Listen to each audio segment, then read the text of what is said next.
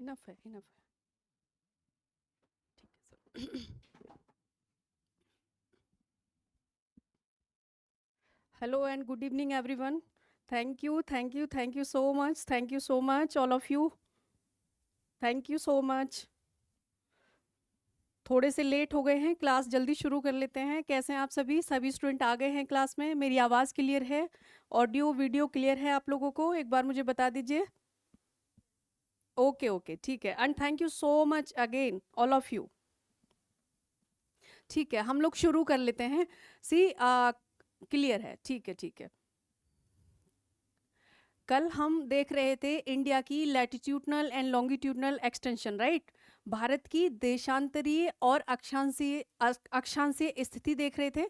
आज हम उसी को कंटिन्यू करेंगे, आगे देखेंगे। और उसी में जो हमारे नेक्स्ट टॉपिक्स होंगे, आज हमारा लेक्चर नंबर 4 है, यानी कि चौथी क्लास है। इसमें हम लोग latitudinal longitudinal extent of India देख रहे थे। थोड़ा सा उसको रिपीट कर लेंगे, रिवीजन, ताकि एक कनेक्शन फील होगा जहां हमने कल इसको छोड़ा था। क्लियर है? दूसरी चीज, उसके बाद हम लोग देखेंगे India's land and water frontiers and drainage system of India, है ना? ये जो टॉपिक है थोड़ा बड़ा है, ड्रेनेज सिस्टम ऑफ इंडिया, तो आज हम लोग ये कंप्लीट कर लेंगे। क्लियर है? क्लियर है यहाँ तक? ठीक है, शुरू कर लेते हैं। यहाँ पर आप देख लीजिए, latitudinal longitudinal extent of India हम लोग कल कर चुके हैं, बट उसको कनेक्ट करने के लिए आज हम थोड़ा सा रिवीजन करेंगे उसका। And drainage system of India, India's land and water frontiers, ये आज का हमारा लेक्चर प्लान है, जो कि हम लेक्चर नंबर 4 में करने वाले हैं। ठीक है, दोबारा से एक बार इसको देख लेते हैं। Latitudinal and longitudinal extent of India, हमने यहाँ पर देखा था भारत का विस्तार 8 degree 4 minute north to 37 degree 6 minute north latitude यानी अक्षांश तक विस्तृत है। एंड जब हम लॉन्गिट्यूडनल इसका देखते हैं, देशांतरीय विस्तार देखते हैं यहाँ पर, 68 degree 7 minute east to 97 degree 25 minute east longitudinal तक विस्तृत है। यानी कि भारत का जो देशांतरीय विस्तार है यहाँ पर आप देखेंगे 68 डिग्री 7 मिनट पूर्व से लेकर के 97 डिग्री 25 मिनट पूर्व तक विस्तृत है। क्लियर है?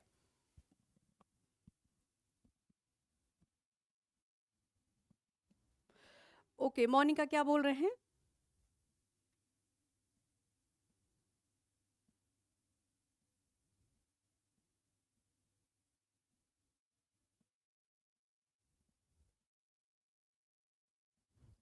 चलिए चलिए देख लेते हैं आगे। एंड उसके बाद हम देखेंगे India's located in the north eastern hemisphere, the southern most point of country is Pygmalion point और Indira point, right?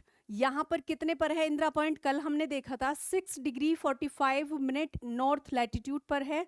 And located in the Andaman and Nicobar, Andaman and Nicobar में ये लोकेटेड है। क्लियर है यहाँ पर ये चीज़? मोनिका आप क्या बोल रहे हो? ये मुझे कुछ ज़्यादा समझ में नहीं आया है।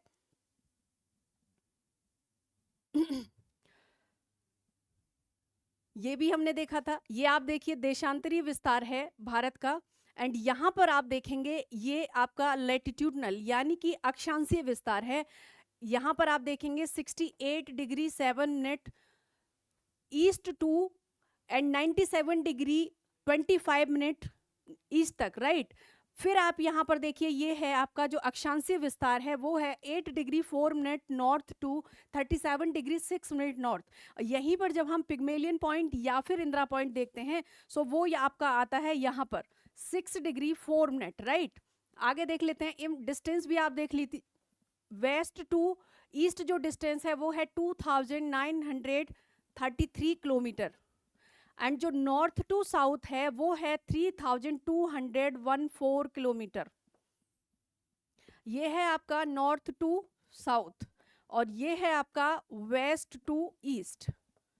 उसी के बाद हमने देखा था northern points Indira Col and southern point यहाँ पर कन्याकुमारी या फिर Cape Comorin. Southern most point Indira point यहाँ पर है जो ग्रेट निकोबार में पड़ता है। एंड जब आप इसका वेस्टर्न पॉइंट देखते हैं इंडिया का, सो यहाँ पर पड़ता है गोहार मोती, राइट? ईस्टर्न पॉइंट जो भारत का है वो है किबिथू, किबिथू पड़ता है यहाँ पर अरुणाचल प्रदेश में, है ना? एक गांव है अरुणाचल प्रदेश में, किबिथु। क्लियर है यहाँ तक? यहाँ तक क्लियर है? सी आगे हमने देखा था यहाँ पर जो देशांतरीय अक्षांशीय विस्तार देखा था भारत का, उसमें कोई कंफ्यूजन है तो आप मुझे बताइए, मैं आपको दोबारा से समझाती हूँ। अगर कोई कंफ्यूजन है उसमें तो आप लोग मुझे बताइए, मैं दोबारा से समझाती हूँ यहाँ पर। हाँ जी, गुहार मोती को गुहार माता भी बोलते हैं, बिल्कुल सही, बिल्कुल ठीक है किरण, आप सही कह रहे हो, गुहार माता भी बोलते हैं गुहार मोती को। यहाँ तक कोई कंफ्यूजन था जो हमने लॉन्गिट्यूडनल और लैटिट्यूडनल इसका विस्तार समझा था?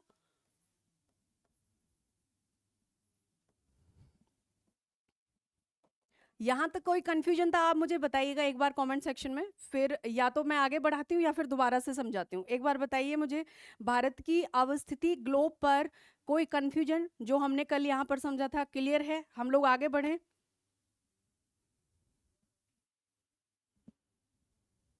हाँ जी, हाँ जी, नेक्स्ट करते हैं, ठीक है। So the southern most point of mainland of India is Cape Comorin, कल हमने देखा, जिसको कि कन्याकुमारी बोलते हैं। एंड कन्याकुमारी का जो ओल्ड नेम है, जो पुराना नाम है, वो है यहाँ पर केप कोमरिन, राइट। और ये जो नाम आया था ना केप कोमरिन, ये कहाँ से आया था? ये सेलर से आया था, यानी कि नाविकों ने दिया था। क्योंकि कन्याकुमारी बिल्कुल समुद्र के, महासागर के, इंडियन ओशन के किनारे पर पड़ता है। सो यहाँ पर फिशरीज का काम होता था, ट्रेड का काम होता था, है ना। सो नाविकों ने इसको नाम दिया था, ये जो पॉइंट था, ये जो जगह थी जिसको बाद में कन्याकुमारी बोला गया, उन्होंने इसको नाम दिया था केप कोमरिन, जिससे कि वो डिस्टेंस इन टाइम यहाँ पर मेजर करते थे। क्लियर है? आगे देख लेते हैं। ये भी हम देख ही चुके हैं, इंदिरा कोल नॉर्दर्न पॉइंट, सॉदर्न कन्याकुमारी, गोहार मोती या गोहार माता आपका western, Indira point southern most, and Kibithu आपका पड़ता है अरुणाचल प्रदेश में, जो ईस्टर्न पॉइंट ऑफ इंडिया है, राइट। यहाँ तक क्लियर है, हम लोग कर चुके हैं। And north south extent of India की अगर हम बात करें, ऑलरेडी हमने इसकी लेंथ देखी है, 3214 किलोमीटर है नॉर्थ टू साउथ डिस्टेंस जो है भारत की, राइट। जब हम ईस्ट वेस्ट देखते हैं या वेस्ट टू ईस्ट देखते हैं, सो ये होती है 2933 kilometres, and it stretch from Rann of Kutch in the west to Arunachal Pradesh in the east, यानी कि गुजरात पड़ता है वेस्ट में, वहां से लेकर के अरुणाचल प्रदेश तक ये विस्तृत है पूरा। और कितना है? 2933 किलोमीटर भारत की कंप्लीट चौड़ाई है। क्लियर है यहाँ तक? यहाँ तक कोई डाउट? देखो, ये भारत के बारे में, इंडिया के बारे में बहुत बेसिक चीज है, हमको पता होना जरूरी है, राइट। एग्जाम्स में अलग अलग तरीके से इनको पूछा जाता है, अलग अलग तरीके से इनके थ्रू स्टेटमेंट्स बनाए जाते हैं, इसलिए जो बेसिक चीज़ है हमें उसको छोड़ना नहीं है। कई बार ये प्रॉब्लम हो जाती है, मैं आपको इसलिए बता रही हूँ, मे बी आपको ऐसा लगेगा कि हमने ये कल भी पढ़ा था आज भी, लेकिन कुछ बेसिक चीज़ें अपने बारे में, चूंकि हम इंडियंस हैं, इंडियन ज्योग्राफी पढ़ रहे हैं, हमको एग्जाम भी इंडिया के अंदर का ही देना है, तो हमको सारी चीजें क्लियर होनी चाहिए अबाउट इंडिया, राइट। आगे देख लेते हैं। अब हम यहाँ पर बात करेंगे भारतीय मानक समय की, यानी कि इंडियन स्टैंडर्ड टाइम की। इसको IST भी बोला जाता है, इंडियन स्टैंडर्ड टाइम या भारतीय मानक समय। इसके बारे में देख लेते हैं। So the local time of central meridian of India is the standard time of India, यानी कि जो लोकल टाइम है, केंद्रीय मध्याह्न रेखा का स्थानीय समय जो है भारत का, वो होता है स्टैंडर्ड टाइम। इसको मानक समय या फिर स्टैंडर्ड टाइम बोला जाता है, मानक समय या स्टैंडर्ड टाइम इसको बोला जाता है। And India central meridian is 82 degree 30 minute east longitude, यानी कि भारत का जो मानक समय है वो कहाँ से डिसाइड होता है, कितने लॉन्गिट्यूड से, कितने देशांतर से डिसाइड होता है? ये डिसाइड होता है लगभग 82 डिग्री 30 मिनट ईस्ट से। ये जो लाइन है 82 डिग्री 30 मिनट ईस्ट देशांतर पे, जो देशांतर है वहां से भारत का समय मेजर होता है, यानी कि पूरे भारत में एक ही टाइम है, अलग अलग टाइम जोन में डिवाइड किया गया था। ये बहुत डिबेटेबल टॉपिक है, इस पर बहुत सारे डिबेट्स चलते हैं, है ना। वो मैं अभी आपको यहाँ पर नहीं बताऊंगी, नहीं तो पूरी क्लास हमारी उसमें निकल जाएगी।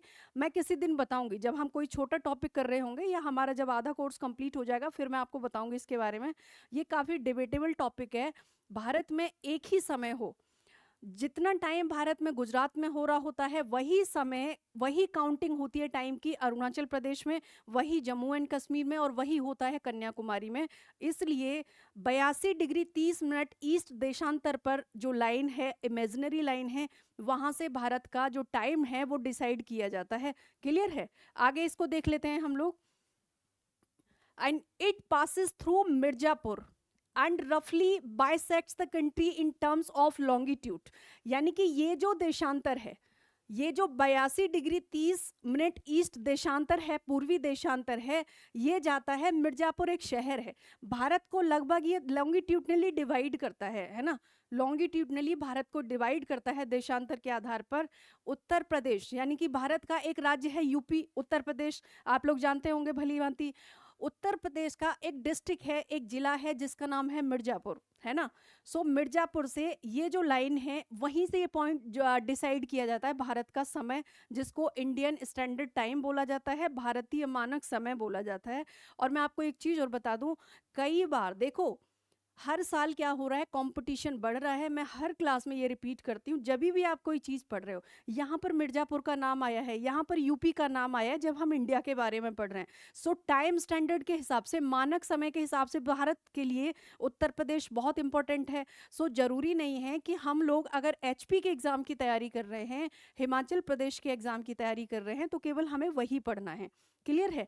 अगर कोई स्टेट ऐसा है जहां से कुछ चीजें बहुत इंपॉर्टेंट है और पॉसिबिलिटी है कि उनको कहीं ना कहीं से जोड़ के हमारे एग्जाम में पूछा जा सकता है, तो हमें उनके बारे में भी जानना चाहिए। इसलिए बहुत इंपॉर्टेंट जो चीजें हैं यूपी के बारे में आप वो जान लीजिए। दूसरी चीज, जो मिर्जापुर है, यहाँ की कालीन है ना, कालीन बहुत ज़्यादा फेमस है और उनको जीआई टैग मिला हुआ है। सो ये भी आप अपना थोड़ा सा इस पर ध्यान दीजिए। मिर्जापुर की कालीन फेमस है और इनको जीआई टैग मिला हुआ है, राइट। इनको जीआई टैग मिला हुआ है। जैसे हिमाचल में चंबा रूमाल है, कांगड़ा टी है, कांगड़ा पेंटिंग्स है, इनको मिला है ना, वैसे ही कालीन, ये दरी होती हैं, इनको जीआई टैग मिला हुआ है और ये मिर्जापुर का प्रोडक्ट है। और भारत में एक स्कीम चलती है, वन डिस्ट्रिक्ट वन प्रोडक्ट। सो मिर्जापुर का जो वन प्रोडक्ट है, एक प्रोडक्ट है स्कीम के अंडर में, वो लिस्ट किया गया है, वो है कालीन। सो दो तरीके से आपके लिए इंपॉर्टेंट है। यहाँ पर ये थोड़ा सा करंट अफेयर से रिलेट मैंने कर दिया है। आप लोग भी जब कोई चीज पढ़ रहे हैं तो उसी तरीके से पढ़िए। अब वापस लौट आते हैं भारतीय मानक समय पर। क्लियर? एंड रफली bisects in country in terms of longitude, यानी कि ये देशांतर के आधार पर भारत को लगभग दो भागों में डिवाइड कर देता है। आगे देख लेते हैं हम लोग इसको। यहाँ पर आप देखिए, ये है भारत का मैप एंड ये जो लाइन है ये है आपकी 82 डिग्री 30 मिनट ईस्ट, यानी कि 82 डिग्री 30 मिनट पूर्वी देशांतर पर ये लाइन खिंची हुई है आपकी। और मैं बताऊं, ये कहीं ग्लोब पर, जैसे मैंने आपको कल भी बताया था ना ये करके, सो ये कहीं पर भी लाइनें हैं नहीं, बस ये काल्पनिक रूप से समय, राइट, डिस्टेंस को मापने के लिए ऐसा ये मैथमेटिकली कैलकुलेट किया गया था। ये कोई लाइनें कहीं खिंची नहीं है ना, काल्पनिक इमेजिनरी लाइन है। अगर कभी आ जाए कि जो देशांतर और जो अक्षांशीय रेखाएं हैं वो किससे बनी हुई हैं, मान लो मटेरियल का नाम आपको दे दिया और एक जगह एक ऑप्शन दे दिया नन ऑफ द अबव, यानी इनमें से किसी से नहीं बनी, तो वो किसी से नहीं बनी है क्योंकि वो काल्पनिक है, वो सिर्फ मानी जाती हैं, नहीं कहीं पर भी। क्लियर है ये चीज आप लोग माइंड में बिठा लीजिए बिल्कुल। आते हैं यहाँ पर ये जो जगह है, यहाँ पर है मिर्जापुर, ये यूपी वाला पोर्शन है कंप्लीट, यहाँ पर है मिर्जापुर। अब एक चीज और यहाँ से सवाल बनता है एक तरीके से, एक तो ये हो जाता है कि भारत का मानक समय कितने देशांतर पर है। सो आपको यहाँ पर पता चल गया है 82 डिग्री 30 मिनट पूर्वी देशांतर पर भारत का मानक समय डिसाइड होता है, जो देशांतरीय आधार पर भारत को दो भागों में डिवाइड कर देता है। अगर मान लो पूछ ले कि भारत की मानक समय रेखा जो कि 82 डिग्री 30 मिनट पूर्वी देशांतर पर है, क्या भारत को दो बराबर बराबर हिस्सों में डिवाइड करती है, तो नहीं, ऐसा नहीं है। अगर हमें भारत का देशांतर पता है कि कितने देशांतर में भारत फैला हुआ है, तो ऐसा नहीं है, आप यहाँ पर देख भी सकते हैं। दूसरी चीज, एक और सवाल आपका बनेगा, किस राज्य से जाता है। सो ये यूपी से, और यूपी से है पहली बात। दूसरा, ये एमपी से है, आंध्र प्रदेश एंड आपका छत्तीसगढ़ इधर आएगा और इधर आएगा ओडिशा, यानी कि 5 स्टेट्स। एक क्वेश्चन आपका यहां से बनेगा, यानी कि भारत की मानक समय रेखा कितने देशांतर पर है, 82 डिग्री 30 मिनट पूर्वी देशांतर पर। कितने राज्यों से जाती है, 5 राज्यों से। किस राज्य के आधार पर भारत का जो मानक समय है वो डिसाइड किया जाता है? उत्तर प्रदेश। अगर और स्पेसिफिक पूछता है कि उत्तर प्रदेश के किस जिले से, तो मिर्जापुर। मिर्जापुर से ये टाइम डिसाइड किया जाता है। क्लियर है? सो 4-5 क्वेश्चन आपको यहाँ से मिल जाते हैं, राइट? यहाँ पर आप देख सकते हैं क्लियरली विजिबल है, एक बार मुझे बता दीजिए आप लोग, क्लियरली विजिबल है आपको?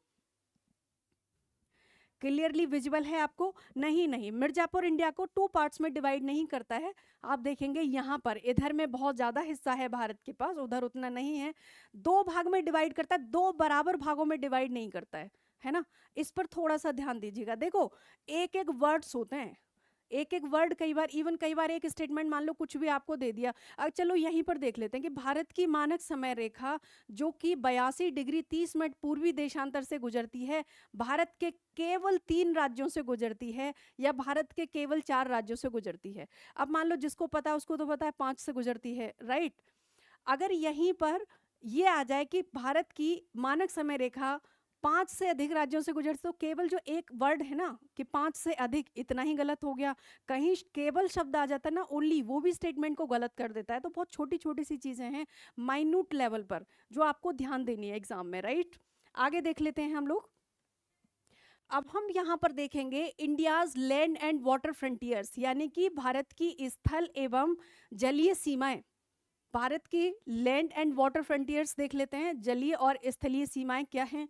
So India share its 15,200 kilometre long land frontiers with Pakistan and Afghanistan in the north west, China, Nepal and Bhutan in the north. अब देखो यहाँ से क्या पता चल रहा है आपको? यहाँ से एक चीज तो ये पता चली कि भारत की जो सीमा है, भारत की जो अंतर्राष्ट्रीय देशों से जो सीमा लगती है दूसरे देशों से, वो कितनी है? 15,200 किलोमीटर लगभग, है ना?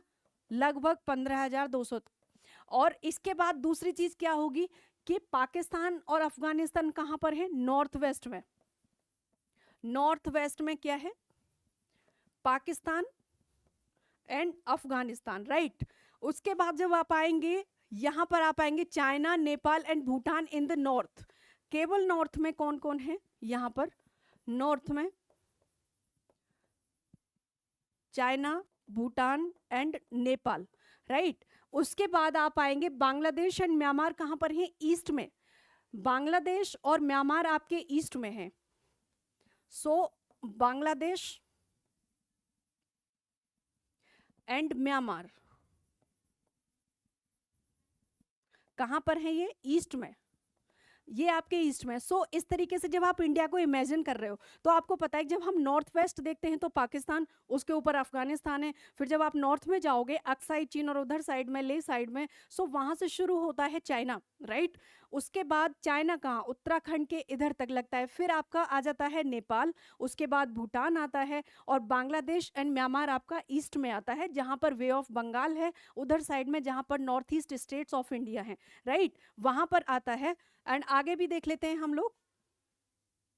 India's longest border is with Bangladesh, यानी कि भारत का जो सबसे बड़ा लैंड बॉर्डर, यानी कि भारत का जो सबसे बड़ा लैंड बॉर्डर लगता है वो कहाँ, किसके साथ लगता है? बांग्लादेश के साथ। और कितना है?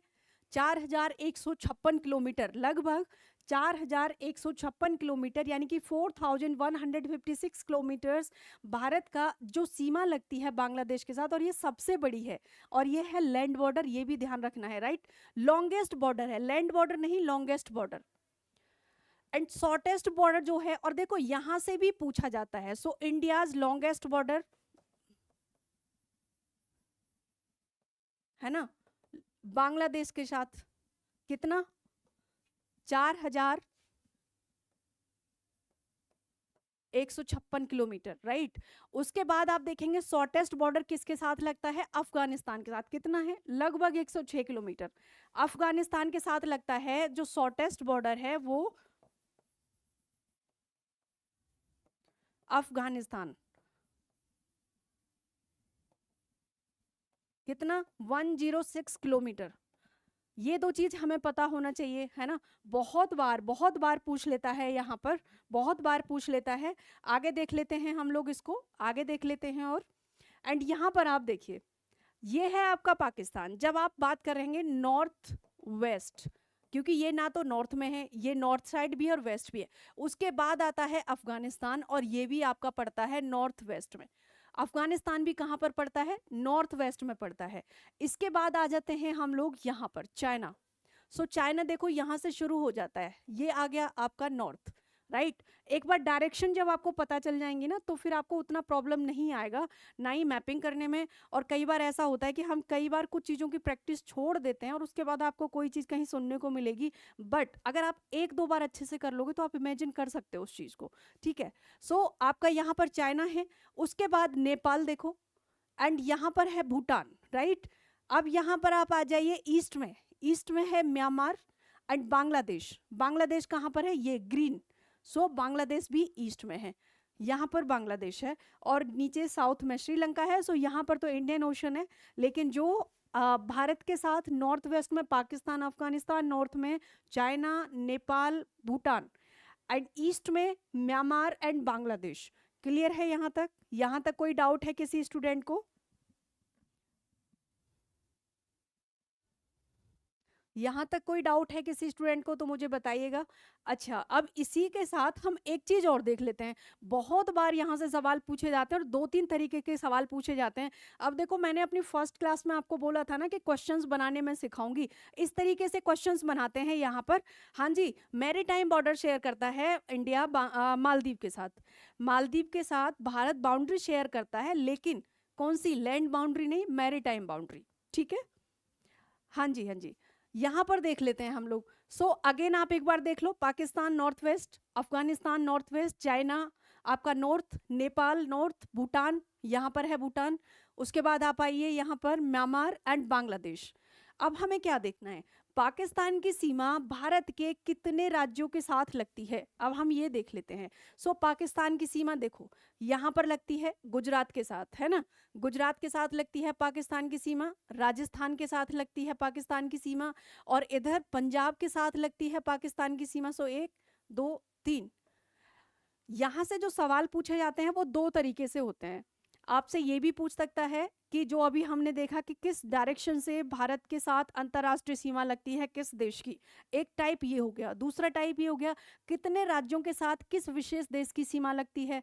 या फिर इनमें से तीन स्टेट देश दे देगा, जो देश हैं पड़ोसी देश, और उनकी सीमा भारत के कौन से राज्य ऐसे हैं जो एक से अधिक राज्यों के साथ लगती है।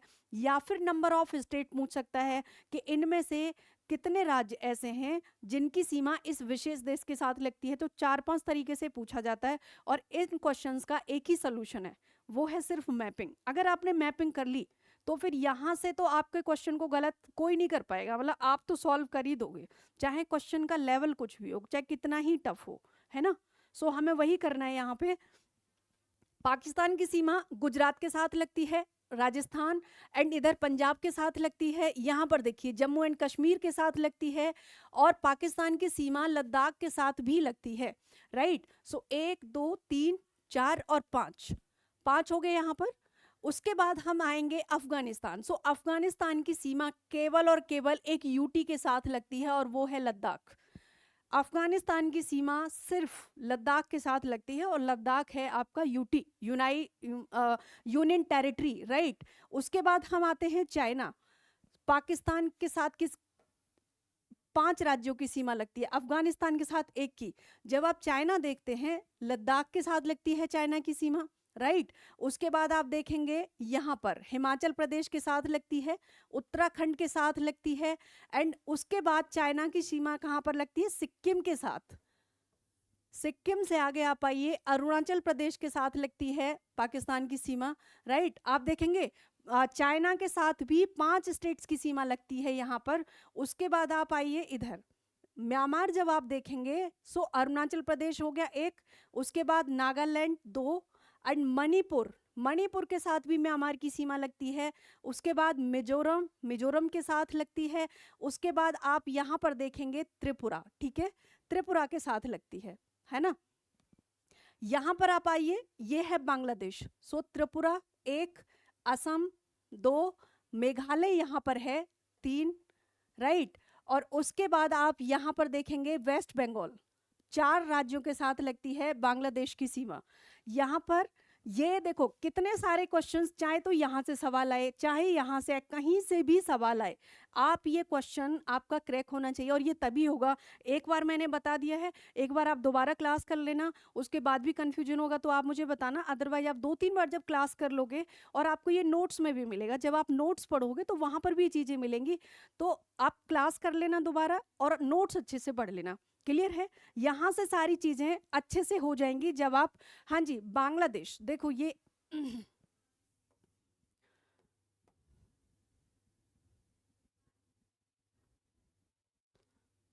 ओके, सो देखो ये बांग्लादेश है, क्लियर, ये है वेस्ट बंगाल, वेस्ट बंगाल की सीमा बांग्लादेश के साथ लगती है। उसके बाद देखो ये पूरा येलो कलर में वेस्ट बंगाल है, बांग्लादेश है ना। उसके बाद आप आइए यहाँ पर, ये क्या है, ये है असम, जो ब्लू कलर में है ये असम है, सो एक असम हो गया, असम के साथ लगती है। ये क्या है, ये है मेघालय, सो मेघालय के साथ भी बांग्लादेश की सीमा लगती है। उसके बाद है त्रिपुरा, त्रिपुरा के साथ भी बांग्लादेश की सीमा लगती है ना, यहाँ पर आप देखें ये, और इसके बाद यहाँ पर आता है मिजोरम, सो मिजोरम के साथ भी बांग्लादेश की सीमा लगती है। 5 स्टेट आपके यहाँ पर हैं जिनके साथ बांग्लादेश की सीमा लगती है, राइट। पाक बाउंड्री आप यहाँ पर दोबारा देख लीजिए, गुजरात, राजस्थान, पंजाब एंड जम्मू एंड कश्मीर यहाँ पर है, राइट। और इधर आप देखेंगे ये है लद्दाख, लद्दाख की सीमा भी लगती है। सो 5 राज्य आपके इधर हो गए, यानी कि यहाँ पर यूनियन टेरिटरी हो गई और ये राज्य हो गए। क्लियर है यहाँ पर? हाँ जी, हाँ जी, बिल्कुल बिल्कुल। देखो बहुत सारी ट्रिक ऐसी होती है, जब हम पढ़ते हैं ना तो हम खुद बना लेते हैं और वही हमें याद भी रहती है ना। सो जब आप पढ़ रहे हो ना, नोट्स पढ़ रहे हो, तो कुछ नहीं, इनिशियल सुन के ले लो एक एक, और उसके बाद आप सेम चीज़ आप अंडमान निकोबार के साथ करो, सेम चीज़ आप लक्षद्वीप के साथ करो, जब हम नेबरिंग कंट्रीज पढ़ेंगे तो सेम चीज़ आप वहाँ पर करिए, है ना। देखो यहाँ पर आपका ये सॉल्व हो गया, ये एक प्रॉपर टॉपिक है, होता है neighbouring countries of India, Bharat के पड़ोसी देश, और वहां पर उनकी सीमाएं पूछी जाती है और ये सारी चीजें होती हैं। क्लियर है? सो यहाँ से ये कोई डाउट है अगर यहाँ तक तो मुझे बताइए आप लोग, मैं दोबारा कराती हूँ, क्योंकि ये चीज समझ में आना बहुत जरूरी है, कम से कम यहाँ पे अगर समझ में आ गया ना तो बहुत सारी प्रॉब्लम सॉल्व हो जाएगी आपकी।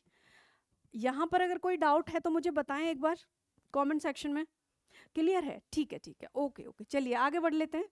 सो about 6,100 kilometre long coast line of India is vast on 3 sides of the country, यानी कि भारत की लगभग 6,100 किलोमीटर लंबी तटरेखा देश के तीनों ओर, Indian Ocean and its 2 arms, यानी कि जो Bay of Bengal and Arabian Sea है, ये इंडियन ओशन की 2 आर्म्स इनको बोला जाता है। इस तरीके से यहाँ पर क्या है, वे ऑफ बंगाल, यहाँ पर क्या है, अरेबियन सी, है ना, यहाँ पर क्या है, Indian Ocean, right, Indian Ocean. So Indian Ocean की इनको 2 आर्म्स बोला जाता है, जो bay of Bengal and Arabian Sea है।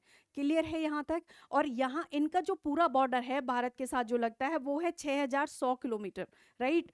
And the Arabian Sea in the west and Bay of Bengal in the east, direction हम लोग लगभग फर्स्ट क्लास से ही कर रहे हैं, तो ये तो आपको पता ही होगा कि जो आपकी बंगाल की खाड़ी है, वे ऑफ बंगाल है, वो पड़ती है ईस्ट में, एंड अरेबियन सी पड़ता है आपका वेस्ट में। क्लियर है यहाँ पर? अरेबियन सी यहाँ पर पड़ता है वेस्ट में, राइट, अरेबियन सी वेस्ट में पड़ता है। आगे देख लेते हैं, and the total length of the coast line of India including the island is 7,516.6 kilometre, यानी कि द्वीपों सहित भारत की तट रेखा की कुल लंबाई, जो आइलैंड हैं अंडमान एवं निकोबार, अभी जो हमने बोला था कि भारत की लगभग 6,100 किलोमीटर लंबी तट रेखा है, जो कि भारत तीनों तरफ से, नीचे Indian Ocean, Bay of Bengal and Arabian Sea, ये कितनी थी, लगभग 6100, 6,100। बट वहीं पर अगर हम आइलैंड्स को भी शामिल करते हैं, जब हम शामिल करते हैं अंडमान एंड निकोबार एंड लक्षद्वीप को, तो भारत की जो तट रेखा है वो कितनी हो जाती है, वो हो जाती है लगभग 7,516.6, यानी कि 7,516.6 किलोमीटर, इतनी तटरेखा हो जाती है। सो देखो ये बहुत ध्यान से याद रखना है, जब ये पूछा जाता है कि भारत की संपूर्ण तटरेखा की लंबाई कितनी है, जब ये शब्द आता है संपूर्ण या टोटल, है ना, या फिर तटीय, कंप्लीट जलीय तटीय द्वीपों सहित सीमा की जो तटीय सीमा है उसकी लंबाई कितनी है, तब आपकी होगी यहाँ पर 7,516.6, यानी कि 7,516.6 किलोमीटर। और अगर केवल पूछता है कि भारत की तटीय सीमा कितनी है, भारत की तटीय सीमा सिर्फ इतना है, उसमें द्वीप का नाम नहीं आता है, सो वहां पर आपका होगा 6,100 किलोमीटर, यानी कि लगभग 6100 किलोमीटर। ये चीज यहाँ पर क्लियर है, ये यहाँ पर क्लियर है, तो आप मुझे बताइए एक बार कमेंट सेक्शन में, ये यहाँ पर क्लियर है। म्यांमार की सीमा त्रिपुरा से भी लगती है, खुशबू पूछ रही है। अच्छा खुशबू, एक बार मैं आपको दोबारा दिखाती हूँ, देखो यहाँ पर आप लोग, ये बहुत बेसिक है, इसमें कोई कंफ्यूजन मत रखो, ठीक है। दोबारा देख लेते हैं इसको। अच्छा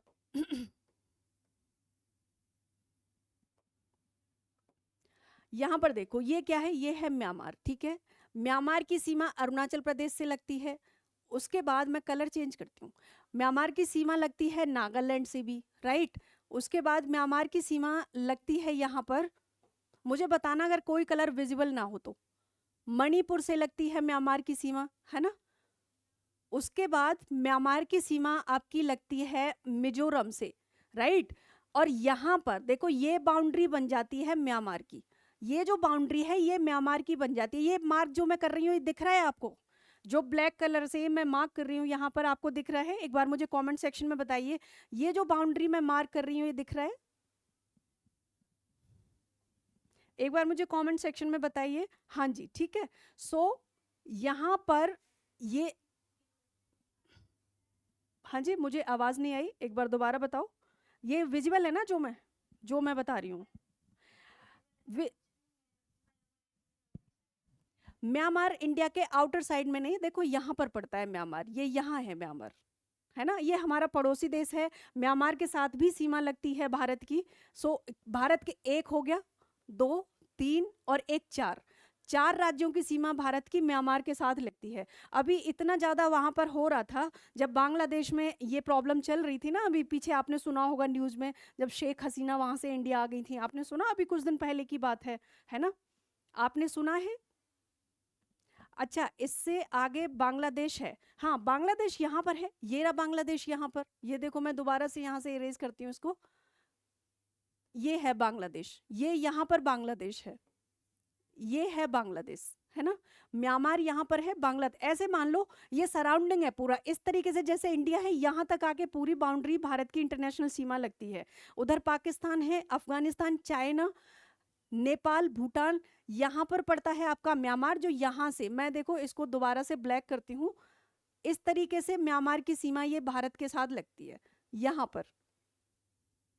ये जो मैं विजुअल है, जो मैं मार्क कर रही हूँ आप लोगों को, अब ये जो हिस्सा है ना, ये म्यांमार का है, ठीक है। यहाँ पर ये जो लाइन है, ये है बांग्लादेश, ये जो लाइन है ये बांग्लादेश की है, क्लियर। ये बांग्लादेश की लाइन है, ये वाली जो लाइन है, अभी क्लियर है? म्यांमार एंड बांग्लादेश क्लियर है? त्रिपुरा के नीचे कुछ भी नहीं है, बे ऑफ बंगाल है, बंगाल की खाड़ी है यहाँ पर, ये बे ऑफ बंगाल है, बंगाल की खाड़ी है त्रिपुरा के नीचे, ये देखिए यहाँ पर बंगाल की खाड़ी है ना। बांग्लादेश की सीमा लगती है त्रिपुरा से। यहाँ तक कोई कंफ्यूजन? आई थिंक आप लोगों को कुछ कंफ्यूजन हो रहा है, आप मुझे बताइए यहाँ तक क्लियर है या कोई कंफ्यूजन है अभी? त्रिपुरा, बांग्लादेश, म्यांमार या नॉर्थ ईस्ट के जो भी देश हैं, स्टेट हैं। कलादान प्रोजेक्ट भी चला है इंडिया, हाँ जी बिल्कुल, कलादान प्रोजेक्ट चला है, बिल्कुल बिल्कुल, नॉर्थ ईस्ट पहुंचने के लिए इंडिया और म्यांमार के बीच में। हाँ बिल्कुल सही बात है, बिल्कुल सही बात है, ये कलादान, ये आपको क्लियर है? यहाँ पर कुछ मेजर डैम्स, कुछ मेजर प्रोजेक्ट्स, जो भी भारत के इंटरनेशनल कंट्री, जो हमारे पड़ोसी देश हैं, उनके साथ जो भी मेजर एंड इम्पोर्टेंट प्रोजेक्ट्स हैं, मैं आपको वो सारे कराऊंगी, डोंट वरी, ठीक है। चाहे वो पोर्ट्स हो, जो पोर्ट डेवलप किए जा रहे हैं, चाहे वो डैम्स हो, चाहे वो हाइड्रो इलेक्ट्रिक पावर प्रोजेक्ट हो, कोई भी प्रोजेक्ट हो, आई विल डू, है ना। अभी क्लियर है आप लोगों को? मुझे बताइए एक बार कमेंट सेक्शन में, हम लोग आगे बढ़ते हैं फिर। क्लियर है? सभी को क्लियर है? ठीक है, आगे देख लेते हैं। यहां तक हम लोग कर चुके हैं, यहां तक क्लियर है? यहां पर क्लियर है? थोड़ा सा जल्दी आप लोग रिस्पॉन्स किया करिए। ओके ओके, ठीक है। सो यहाँ पर आप देखिए, हम ये पढ़ रहे थे India and Sri Lanka are separated by narrow and shallow sea called the Palk strait. यानी कि भारत और श्रीलंका है ना, आपने देखा ना पीछे कि भारत किस तरीके से, मान लो ये इंडिया है, सो यहाँ पर इस तरीके से ये श्रीलंका भारत के साथ नीचे लटका हुआ सा हमें दिखता है अपने मैप में, राइट है। So India and Sri Lanka are separated, यानी कि भारत और श्रीलंका किस चीज के द्वारा अलग हो रहे हैं, और जिसके द्वारा अलग हो रहे हैं वो एक शैलो एंड संकरी यानी कि उथली और एक नैरो शंकरी स्ट्रिप है जिसको बोला जाता है पाक स्ट्रेट। यानी कि इसके बीच में भी ये एक समुद्र टाइप का है, स्ट्रेट है, इसी को बोलते हैं पाक स्ट्रेट। ये आपको ध्यान रखना है, क्लियर है। सो पाक स्ट्रेट अलग करता है भारत और श्रीलंका को, क्लियर है यहां तक ये चीज। आगे देख लेते हैं, ये है इंडिया, ये है श्रीलंका, राइट, और ये है आपकी पाक स्ट्रेट, यहां से ऐसे। अब देखो क्या हो रहा था, अभी यहाँ पर ये न्यू प्रोजेक्ट चल रहा है, नहीं तो पहले क्या होता था कि पूरा अगर श्रीलंका से इधर से घूम के जाना है, मान लो यहाँ पर नॉर्थ ईस्ट में किसी को जाना होता था, आप समझ पा रहे हैं, अरेबियन सी से आगे क्या पर्शियन गल्फ पड़ेगा, पारस की खाड़ी, और उसके बाद क्या पड़ेगा, मिडिल ईस्ट आएगा, है ना, उसके बाद मिडिल ईस्ट आएगा, उधर ईरान, इराक, दुबई, ये सारी चीजें आएंगी। सो अगर कभी ऐसे होता था कि श्रीलंका के मान लो ईस्टर्न कोस्ट से यहाँ से किसी जहाज के थ्रू कोई सामान लेके जाना होता था, या फिर जब इंडोनेशिया, जापान जब इधर साइड आएंगे ना भारत के, जहां पर अंडमान एंड निकोबार है यहाँ पर, और उसके थोड़ा सा भी ईस्ट से आएंगे इंडोनेशिया, ये सिंगापुर, ये सारी चीजें, वहां से अगर किसी को जाना होता था मिडिल ईस्ट शिप के द्वारा, सो वो देखो इस रूट से जाते थे, वहां से आके इस रूट से, उसके बाद नॉर्थ ईस्ट। ये आपको लाइन समझ में आ रही है, आप विजुअल इसको कर पा रहे हैं इमेजिन। मैंने अपनी क्वेश्चंस की क्लासेस में भी कराया था, मैं आपको कराऊंगी जब मैपिंग कराऊंगी, बट अभी आप समझ पा रहे हैं मैं क्या कहना चाह रही हूँ यहाँ पे, समझ पा रहे हैं, ठीक है। लेकिन अभी क्या हो रहा है, एक और प्रोजेक्ट चल रहा है। अब यहाँ से जो भी देशों के जो भी यहाँ से ट्रेडर्स होंगे, जो भी शिप आएंगे, वो इसके थ्रू भी आ सकते हैं, पाक स्टेट के थ्रू सीधा। सो अब देखो पूरा श्रीलंका क्रॉस नहीं करना पड़ेगा, बहुत शॉर्ट डिस्टेंस हो जाएगी, इवन ये इकोनॉमिकली भी काफ़ी ज़्यादा डेवलप हो गया है। दूसरी चीज़, जब यहाँ से ये क्रॉस होगा तो जो भी लोग वहाँ से आएंगे, जो भी शिप आएंगे, जो भी ट्रेडर्स आएंगे, उनका टाइम बचेगा, क्लियर है। अब यहीं पर देखो, यहाँ जो ये दिखता है ना पॉइंट, यहाँ पर क्या है, यहाँ पर है कन्याकुमारी, यहाँ पर कन्याकुमारी है, और यहीं पर Arabian Sea, Bay of Bengal and Indian Ocean, तीनों पॉइंट्स यहीं पर आकर मिलते हैं। ये भी आप यहाँ पर देख लीजिए, राइट, क्लियर है यहाँ पर ये चीज, बहुत क्लियर मैप है, वेरी गुड, बहुत अच्छा है ना। आगे देख लेते हैं। सो यहाँ पर आप देख लीजिए कोस्ट लाइन, यानी कि coastal line of India, Bharat की देख लेते हैं, भारत की तटीय रेखा जान लेते हैं। यहाँ पर इधर से शुरू कर लेते हैं, वेस्टर्न कोस्ट से, है ना, वेस्टर्न कोस्ट से हम शुरू करते हैं। सो देखो गुजरात की भी तट रेखा यहाँ पर पड़ती है, क्योंकि यहाँ पर अरब सी यहाँ तक फैला हुआ है, क्लियर है। यहाँ पर क्या है, यहाँ पर तो पाकिस्तान लग जाता है। सो गुजरात की सीमा यहाँ से लगती है रन ऑफ कच्छ से, है ना, यहीं पर बीएसएफ भी लगी होती है, राइट, बहुत ज्यादा यहाँ पर। और यहाँ पर एक और लाइन है, आप बता सकते हैं यहाँ पर कौन सी एक लाइन है, कौन सी लाइन है पाकिस्तान और भारत के बीच में जो गुजरात और उसको अलग करती है, आप बता सकते हैं। रेड क्लिफ नहीं, रेड क्लिफ नहीं है, और बताइए कुछ। रेड क्लिफ लाइन किस किस को अलग करती है, सर क्रीक, वेरी गुड, बहुत बढ़िया, सर क्रीक लाइन है यहाँ पर। सो ये है आपका वेस्टर्न कोस्ट, यानी कि गुजरात का, यहाँ पर दिख रहा है, ये आपका कोस्टल शुरू हो जाता है, कोस्टल लाइन, भारत की तटीय रेखा।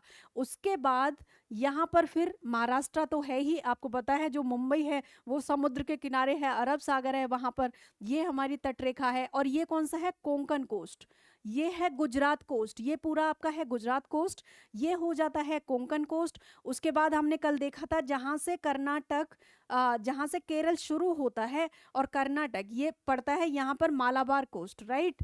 सो गोवा इनके बीच में पड़ता है यहाँ पर। अगर मान लो कभी आपसे सवाल पूछ लिया जाए कि गोवा गुजरात कोस्ट और कोंकण कोस्ट के बीच में पड़ता है, या फिर कोंकण और मालाबार कोस्ट के बीच में पड़ता है, या गुजरात के नॉर्थ में मालाबार कोस्ट है या कोंकण कोस्ट है, सो आप यहाँ पर एक बार देख लीजिए, गुजरात के नॉर्थ में है कोंकण और गुजरात के साउथ में है मालाबार कोस्ट, है ना। ये भी चीज़ आप यहाँ पर ध्यान रखिए। और ये देखो यहाँ पर है लक्षद्वीप। ऐसा नहीं है कि हम भारत का जब मैप बना रहे हैं तो लक्षद्वीप कहीं पर भी इंडिकेट कर दें। मान लो ये भारत का मैप है, अब चाहो यहाँ पर लक्षद्वीप आप ऐसा नहीं है। लक्षद्वीप कहाँ पर है? लक्षद्वीप आपका है लगभग यहाँ पर। क्लियर? यहाँ पर लक्षद्वीप है, ना कि यहाँ पर। ये भी कुछ चीजें हैं जो हमें ध्यान रखनी है। सेम चीज अंडमान एंड निकोबार के साथ है। ऐसा नहीं है कि यहाँ पर कर दिया, बंगाल की खाड़ी में करना है तो, बल्कि अंडमान एंड निकोबार आपका यहाँ पर है, राइट। उसके बाद हम यहाँ आ जाते हैं इधर उत्कल कोस्ट।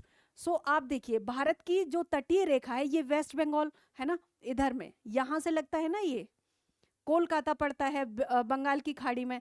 यहाँ पर एक गंगा सागर आइलैंड भी है जो कल्चरली बहुत ज़्यादा फेमस है भारत के लिए, और स्पेशली वेस्ट बंगाल के लिए। गंगा सागर सुना है आप लोगों ने? गंगा सागर आइलैंड के बारे में सुना है आप लोगों ने, जो बंगाल की खाड़ी में पड़ता है? सुना है।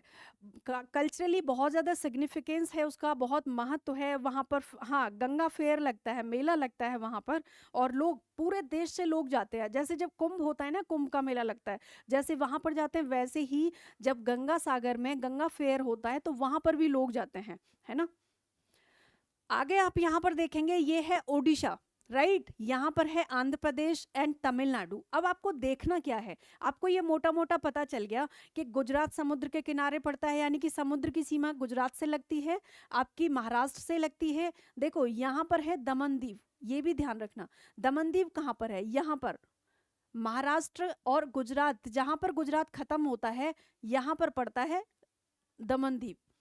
एंड गोवा की सीमा, इसीलिए लोग गोवा घूमने जाते हैं। गोवा इसीलिए फेमस है, बीच के लिए फेमस है कि वहां पर सुंदर सुंदर बीचेस हैं, राइट। एंड यहाँ पर कर्नाटक की सीमा लगती है।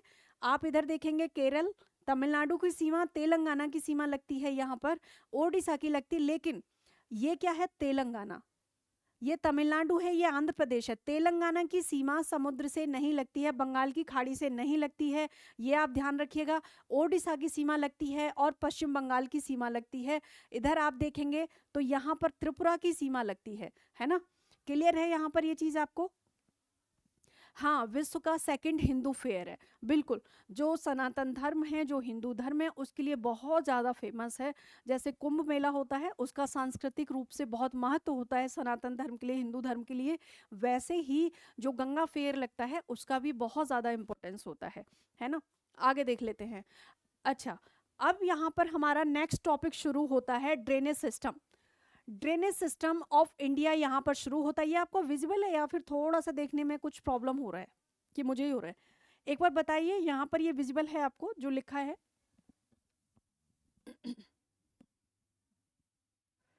विजिबल है, ठीक है, ठीक है, ओके। हाँ जी, हाँ जी, ठीक है। भारत की जल निकासी प्रणाली या ड्रेनेज सिस्टम ऑफ इंडिया के बारे में हम जान लेते हैं। ये हमारा अगला टॉपिक है, नेक्स्ट टॉपिक है जिसे हम करने वाले हैं। देख लेते हैं सबसे पहले। A drainage system is an integrated system of tributaries and trunk stream which collect the drain surface water into the sea, lakes और some other bodies of water। यानी कि जो ड्रेनेज सिस्टम होता है ये एक इंटीग्रेटेड सिस्टम होता है ट्रिब्यूटरीज का, जो सहायक नदियां होती हैं उनका, और जो ट्रंक स्ट्रीम होती हैं यानी कि जो मुख्य धारा होती हैं, उनके जल को, उनके सतही जल को इकट्ठा करती है। सरफेस वाटर को ये क्या करती है? इकट्ठा करती है, और किसी नदी में, किसी झील में, या किसी अन्य वाटर बॉडीज में जैसे कि सागर में या महासागर में उसको विसर्जित करती है, राइट, बहा देती है। इसको बोला जाता है ड्रेनेज सिस्टम। यानी कि जो एक टर्म है ड्रेनेज सिस्टम, उसको अगर हम डिफाइन करेंगे तो उसको ऐसे डिफाइन करेंगे कि ड्रेनेज सिस्टम एक ऐसी प्रणाली है जो नदियों एवं नदी की मुख्य धारा और सहायक नदियों का जो भी जल होता है उसको उसके सतही जल को इकट्ठा करके किसी जल निकाय जैसे कि झील, नदी, सागर या महासागर में विसर्जित कर देती है। उस प्रणाली को या उस सिस्टम को बोला जाता है ड्रेनेज सिस्टम या फिर जल निकासी प्रणाली। क्लियर है? डेफिनेशन क्लियर है यहाँ तक? अगर हम इसको okay. And the total area of drained by river and its tributaries is known as drainage basin। बहुत बार आपने सुना होगा कि ड्रेनेज बेसिन क्या होता है, जल निकासी बेसिन क्या है ना। बहुत बार आपने सुना होगा ड्रेनेज बेसिन क्या होता है। कौन सी बाउंड्री, मैरीटाइम बाउंड्री या फिर लैंड बाउंड्री? अपनी आप लैंड बाउंड्रीज की बात कर रहे हैं? बोथ। ठीक है। अभी देखो, आपने देखा था कि जब हम नॉर्थ वेस्ट में देख रहे थे तो पाकिस्तान, तो एक कंट्री पाकिस्तान हो गया। उसके बाद आपने देखा अफगानिस्तान, अफगानिस्तान के साथ भी सीमा लगती है, तो दो देश हो गए आपके। तीसरा चाइना हो गया, फिर एक नेपाल हो गया, कितने, चार हो गए। उसके बाद भूटान हो गया। मैं आपको दिखा देती हूँ दोबारा से मैप में, है ना, कंफ्यूजन नहीं होना चाहिए कोई यहाँ पर। चलो मैं इसको हटाती हूँ फिर से।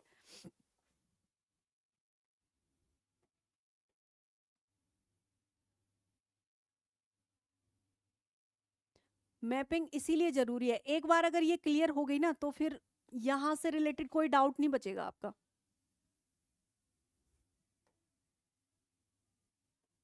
यहाँ पर देखो आप,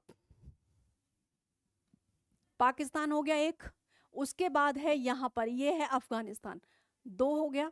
उसके बाद आपका है चाइना, तीन, नेपाल, चार, उसके बाद है भूटान, पांच, म्यांमार, छः, एंड इसके बाद आपका हो गया बांग्लादेश। तो सात तो ऐसे देश हैं जिनके साथ भारत की सीमा लगती है। यहाँ पर सात देश ऐसे हो गए जिनके साथ भारत की सीमा लगती है। नहीं, उसके बाद मैं बताती हूँ। अब यहाँ पर देखिए, ये क्या है, ये है श्रीलंका। तो श्रीलंका के साथ भारत का मैरीटाइम बॉर्डर लगता है, यानी कि तटीय सीमा लगती है, जलीय सीमा लगती है। एक हो गया, मालदीव के साथ लगती है, दूसरा हो गया, है ना। और बताइए यहाँ पर क्या कंफ्यूजन है, आप यहाँ पर देख लो ना। कंफ्यूजन में क्यों रहना है, कंफ्यूजन में रहना ही नहीं है। लैंड बॉर्डर आप यहाँ देख रहे हैं, पाकिस्तान है, उधर अफगानिस्तान है, यहाँ पर अफगानिस्तान की सीमा लगती है दो, चाइना की सीमा तीन, नेपाल चार, भूटान पांच हो गया। उधर आप म्यांमार देखेंगे छः, एंड बांग्लादेश सात। सात देश हो गए। क्लियर है, मैप आपके सामने है, आप लोग देख लीजिए, कंफ्यूजन का कोई वो ही नहीं बनता यहाँ पर। अभी क्लियर है। नाइन इसलिए आते हैं क्योंकि अगर टोटल पूछ ले कि भारत की सीमा कितने देशों के साथ लगती है, ना तो वहां पर लैंड पूछ रहा है, ना ही वहां पर मैरी टाइम पूछ रहा है, तो नौ हो गए। नौ कैसे हो गए, सात तो ये हो गए, प्लस श्रीलंका हो गया मैरी टाइम बॉर्डर वाला, एक बांग्ला वो हो गया आपका मालदीव। क्लियर है, इसलिए टोटल नाइन हो गए। इसलिए कई बार नाइन सुनने को मिलता है कि नाइन हो गए या देखने को मिलेगा, लेकिन आपको उसको भी क्लासिफाई करना है। अभी आप लोग इसमें क्लियर हैं, कोई कंफ्यूजन यहाँ तक तो नहीं है ना।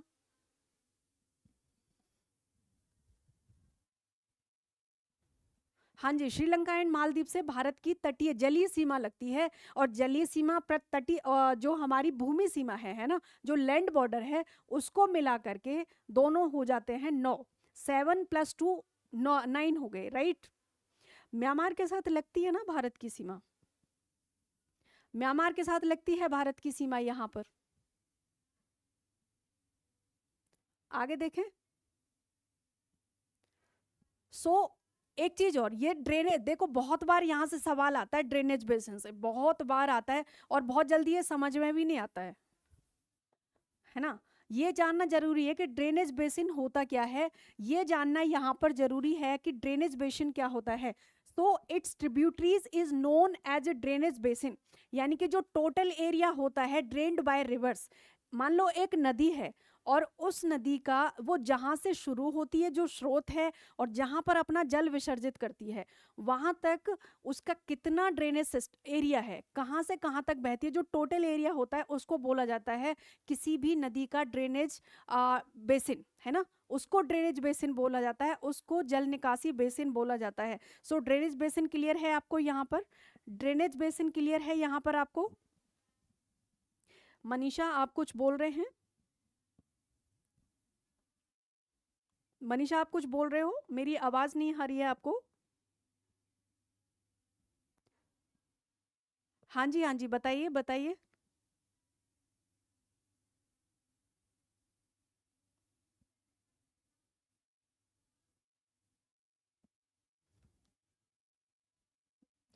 रिपीट करना है, क्या रिपीट करना है मनीषा। ड्रेनेज, ड्रेनेज करना है रिपीट।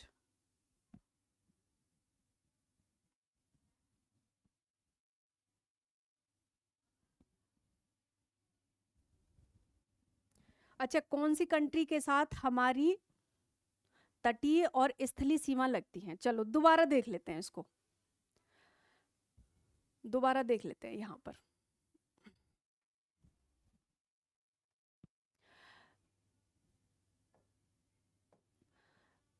पाकिस्तान हो गया, इसके साथ हमारी तटीय सीमा लगती है, ठीक है। पाकिस्तान के साथ। दूसरा आप देखेंगे यहाँ पर अफगानिस्तान हो गया, 2 हो गए। इसके बाद यहाँ पर देखिए चाइना हो गया, 3 हो गए। उसके बाद हो जाता है नेपाल, है ना, 4। फिर आपका आएगा भूटान, 5। उसके बाद यहाँ पर है म्यांमार आपका, 6। और उसके बाद आपका है बांग्लादेश। 7 देश आपके यहाँ पर हो गए ये, जिनके साथ हमारी तटीय सीमा लगती है। अब हम आ जाते हैं कि हमारी जिनके साथ हमारी भूमि सीमा लगती है, लैंड बॉर्डर लगता है। अब हम आ जाते हैं कि तटीय सीमा हमारी किन किन के साथ लगती है। सो यहाँ पर आप देखिए, ये श्रीलंका है, एक हो गया श्रीलंका, श्रीलंका के साथ लगती है। दूसरा म्यांमार, मालदीव है, जो हमें यहाँ पर नहीं दिखेगा, राइट। सो एक हमारा हो गया मालदीव। दूसरा अगर हम इसको होलिस्टिकली यहाँ पर देखते हैं तो ये जो म्यांमार है, चूंकि म्यांमार इधर बंगाल की खाड़ी में भी लगता है, लेकिन मिजोरम का सीमा यहाँ पर नहीं लगती है बंगाल की खाड़ी में, ठीक है, बांग्लादेश से लगती है। बट त्रिपुरा की सीमा लगती है यहाँ पर। सो ये भी तटीय सीमा हो गई बांग्ला, इसके साथ म्यांमार के साथ भारत की यहाँ से। अब यहाँ पर पश्चिम बंगाल की सीमा भी बांग्लादेश से लगती है। सो यहाँ पर भी तटीय सीमा लगेगी। देखो यहाँ पर डिपेंड क्या करता है कि आपसे सवाल क्या पूछा जा रहा है, डिपेंड ये करता है कि आपसे सवाल किस तरीके से पूछा जा रहा है, राइट। यहाँ पर आप देखें पश्चिम बंगाल की सीमा चूंकि बंगाल की खाड़ी से भी लगती है और यहाँ पर बांग्लादेश से भी लग रही है, राइट। सो ये भी भारत की तटीय सीमा यहाँ पर लग गई और स्थलीय सीमा भी लग रही है ना, क्योंकि यहाँ पर तो स्थल है, लेकिन यहाँ पर जब आप देखेंगे सो यहाँ पर तो ओशन है, बे ऑफ बंगाल है यहाँ पर, है ना, बंगाल की खाड़ी है यहाँ पर, राइट। आगे देख लेते हैं, चलो ड्रेनेज बेसिन करते हैं। अभी ना एक दिन बीच में ऐसा करेंगे कि जितना भी मैं पढ़ाऊंगी आपको, लगभग हम 10 क्लास के बाद ऐसा करेंगे, मैं आपको एक टेस्ट दूंगी। मैं अभी से बता रही हूँ आपको, इसलिए आप तैयार रहिएगा। हम लोग एक टेस्ट लेंगे, आपको एक टेस्ट प्रोवाइड किया जाएगा और आप लोगों को वो सॉल्व करना है। वहाँ पर जब मैं सोल्यूशन दूंगी तो डिटेल्ड सोल्यूशन आपको दूंगी ताकि आपके सारे डाउट्स क्लियर हो जाए। प्लस लेकिन आपको वो टेस्ट सॉल्व करना है और एक टाइम बाउंड मैनर में, यानी कि स्टॉप वॉच लगाइए, एक जो टाइम दिया जाएगा उसी में सॉल्व करके आपको यहाँ पर सेंड करना है, राइट। उससे क्या होगा, आपकी एक तो ये पता चलेगा हम कितने समय में हमारी एक्यूरेसी क्या होती है, प्लस जो भी डाउट्स आपके होंगे ना पिछली क्लासेस के, वो भी क्लियर हो जाएंगे। अगर मान लो कोई डाउट है और आपको पता नहीं चल रहा है अभी, सो अगर आप क्वेश्चन सॉल्व नहीं कर पाओगे तो फिर वहां आपको पता चल जाएगा कि कौन सी चीज आपकी अभी गड़बड़ है। क्लियर है। ड्रेनेज बेसिन देख लेते हैं। देखो ड्रेनेज बेसिन क्या होता है, मान लो आप ऐसे देखो इसको, मान लो एक नदी है, जैसे ब्रह्मपुत्र है, ब्रह्मपुत्र निकलती है तिब्बत के पठार से और ये चाइना होते हुए ऐसे अरुणाचल प्रदेश होती है, बांग्लादेश में इंडिया में होते हुए बांग्लादेश में चली जाती है। सो यहाँ से जब ये अपना जल विसर्जित करती है, जब ये बंगाल की खाड़ी में मिलती है ब्रह्मपुत्र, जहां से ये निकलती है, ये क्या है, ओरिजिन पॉइंट है ये ब्रह्मपुत्र का, राइट। और यहाँ पर क्या है, यहाँ पर ये अपना जल विसर्जित कर देती है। सो ये जो पूरा रास्ता है इसका, जितनी ये लंबाई होगी, जितने किलोमीटर की ये लंबाई होगी, इसको हम बोलेंगे ब्रह्मपुत्र नदी का ड्रेनेज बेसिन, ब्रह्मपुत्र का जल निकासी बेसिन, इसको ये बोलते हैं। सो ड्रेनेज बेसिन अभी क्लियर है, यहाँ पर ड्रेनेज बेसिन क्लियर है अभी। काजल, पेनिनसुलर प्लेटू, हाँ कोई बात नहीं, कोई दिक्कत नहीं है। हमारे डाउट सेशन तो होगा ना, डाउट सेशन होगा, आप लोग लिख लिया करो जो भी डाउट है। हम लोग डाउट सेशन में सारे, उस दिन हमारी क्लास नहीं होगी, जिस दिन डाउट सेशन होगा उस दिन पूरे 2 घंटे आपके लिए होंगे और आप लोग उसमें कुछ भी पूछ सकते हो, राइट। क्लियर शो नहीं हो रहा है, अच्छा चलो कोई नहीं, दोबारा करते हैं इसको, कोई बात नहीं, टाइम आपका है, डोंट वरी।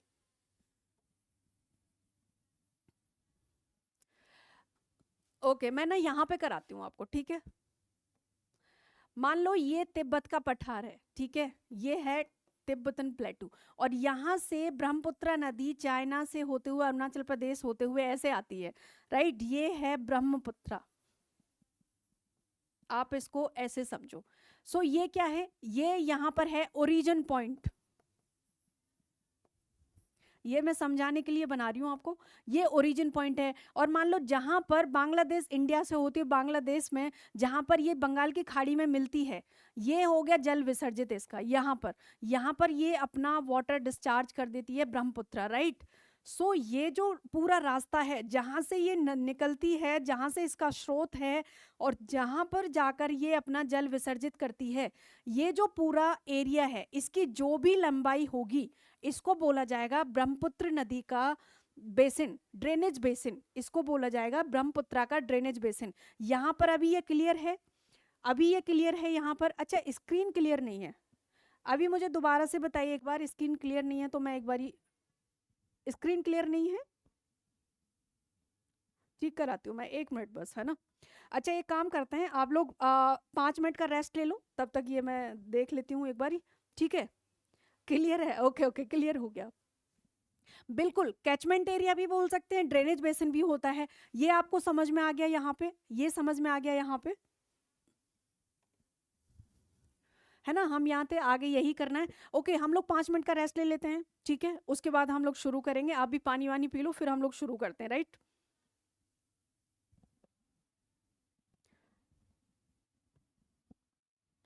अच्छा, आपके पास क्लियर है। कोई भी प्रॉब्लम हो, चाहे आवाज़ से रिलेटेड हो, स्क्रीन से रिलेटेड हो, आप लोग मुझे बता दिया करो, ठीक है? मैं अभी इसको देख लेती हूँ, है ना। 5 मिनट का ब्रेक ले लेते हैं, आप लोग भी पानी वगैरह पी लो, फिर हम लोग देखते हैं इसको। मैं अभी 1 मिनट, मैं माइक ऑफ कर रही हूँ 2 मिनट के लिए, इसको देखते हैं।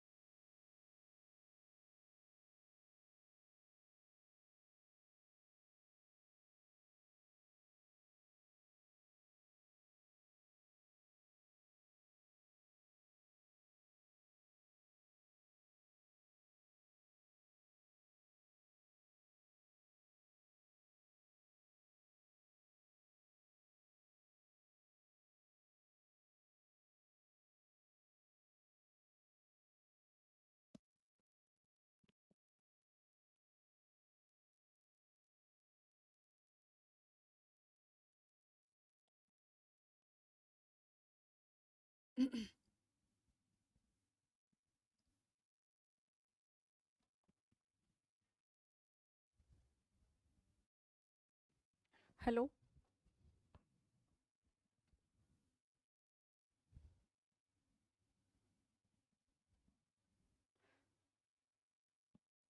मेरी आवाज़ आ रही है? मेरी आवाज़ आ रही है? खुशबू, मेरी आवाज़ आ रही है? ओके नीरू, आ रही है आवाज़, ठीक है। अभी स्क्रीन क्लियर है? अभी स्क्रीन क्लियर है?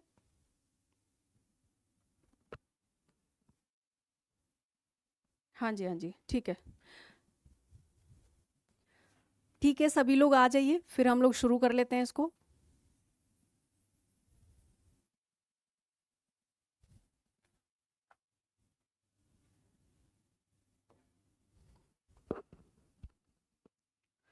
आगे सभी।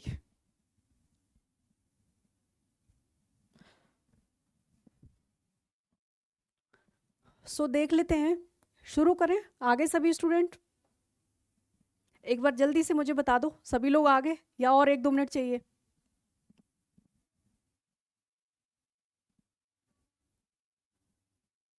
अच्छा, आ गए हैं, ओके ओके।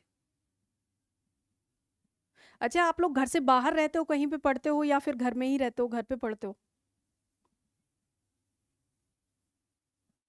या लाइब्रेरी वगैरह में पढ़ते हो कहीं पे? घर पर अश्विनी बोल रहे हैं। वेरी गुड, बहुत अच्छा, बहुत बढ़िया। किरण लाइब्रेरी में है, ठीक है, बहुत बढ़िया, बहुत अच्छा। ठीक है, देखो जो भी स्टूडेंट लाइब्रेरी में है शायद वो लोग अपने घर से बाहर रहते होंगे, मे बी, आई थिंक, है ना? घर पर हैं, ठीक है, अच्छी बात है। हाँ वही ना, लाइब्रेरी में तभी आते हैं जब घर से बाहर रहते हैं, पढ़ते हैं, अदरवाइज तो घर में सुविधाएं होती हैं। अच्छी चीज़ है, खाने पीने का भी ध्यान रखिए, क्योंकि मोस्टली ऐसा होता है जब हम बाहर रहते हैं, सो सबसे ज़्यादा जो अवॉइड हम किसी चीज़ को करते हैं वो हमारा खाना होता है ना? पढ़ने के चक्कर में टाइम नहीं होता, स्केड्यूल हम फॉलो नहीं कर पाते हैं जो बनाते हैं, तो एक प्रेशर हो जाता है उस समय पे, तो वो नहीं करना है। पढ़ाई अपनी जगह है, पढ़ाई तभी कर पाओगे अच्छे से जब अच्छे से अपना शारीरिक, मानसिक, इमोशनल हर तरीके का ख्याल रखोगे, ठीक है? तभी अच्छे से पढ़ पाओगे, तभी परफॉर्मेंस आ पाएगी। 2 घंटे की क्लास होती है, बहुत लंबी ड्यूरेशन होती है। अगर आप भूखे पेट पढ़ने बैठ जाओगे, मान लो खाना नहीं खाया है, तो फिर वहाँ पर भी गड़बड़ है। इसलिए मैं कल भी बोल रही थी, आज भी, जो स्टूडेंट घर पे हैं उनके लिए तो बहुत अच्छी बात है, घर में मम्मी पापा के साथ रह रहे होंगे तो खाने का इश्यू नहीं होगा। बट जो स्टूडेंट बाहर हैं स्पेशली, उनको थोड़ा सा ज़्यादा ध्यान देने की ज़रूरत है इस चीज़ पर, है ना? हाँ जी, हाँ जी, बिल्कुल, क्योंकि ये होता है स्टूडेंट लाइफ में, हम सबसे ज़्यादा अपने खाने को कॉम्प्रोमाइज़ करते हैं। सो वो नहीं करना है, क्योंकि पढ़ना है, परफॉर्मेंस देनी है। आते हैं क्लास में वापस। The drainage system of India is broadly divided into two major groups on the basis of their location. यानी कि भारत का जो ड्रेनेज सिस्टम है, भारत की जो जल निकासी प्रणाली है, वो उनकी लोकेशन के आधार पर लगभग लगभग उसको मोटे तौर पर आप मान के चलिए कि 2 भागों में डिवाइड किया जाता है। 2 भाग कौन से हैं? And they are the Himalayan river, यानी एक तो हिमालयन नदियां हैं, और दूसरी कौन सी है? Peninsular river. Himalayan reverse and peninsular river, 2 प्रकार की नदियां भारत में, जो ड्रेनेज सिस्टम है वो डिवाइड किया जाता है नदियों के लोकेशन के आधार पर, कि कौन सी नदी का स्रोत कहाँ से है, right? Himalayan and peninsular, clear है यहाँ तक? आगे देख लेते हैं। सो यहाँ पर आप देखिए, ये रिवर्स हैं आपकी, 2 प्रकार की रिवर्स हैं, हिमालयन रिवर और पेनिनसुलर रिवर। सो जो ड्रेनेज सिस्टम है भारत का, जो जल निकासी प्रणाली है, मोटे तौर पर नदियों की स्थिति, नदियों की लोकेशन के आधार पर उसको 2 भागों में बांटा जाता है। कौन सी? हिमालयी नदियां, हिमालयन रिवर, और पेनिनसुलर रिवर्स एंड प्रायद्वीपीय नदियां, ठीक है? दूसरी चीज यहाँ पर देख लेते हैं, जो हिमालयन रिवर हैं उसमें भी कई नदियां आती हैं, जैसे इंडस। इंडस जो नदी है वो हिमालय से निकलती है, एंड यहाँ पर गंगा एंड ब्रह्मपुत्र, ये जो नदियां हैं ये हिमालयन रिवर में कैटेगराइज्ड इनको किया जाता है, क्लियर है? और अब इधर हम देखेंगे जब प्रायद्वीपीय नदियां या पेनिनसुलर रिवर्स को जब हम देखते हैं, सो पेनिनसुलर रिवर्स यहाँ पर महानदी, गोदावरी, कृष्णा, कावेरी, नर्मदा एंड तापी, ये जो नदियां हैं ये आपकी पेनिनसुलर रिवर हैं, प्रायद्वीपीय नदियां हैं।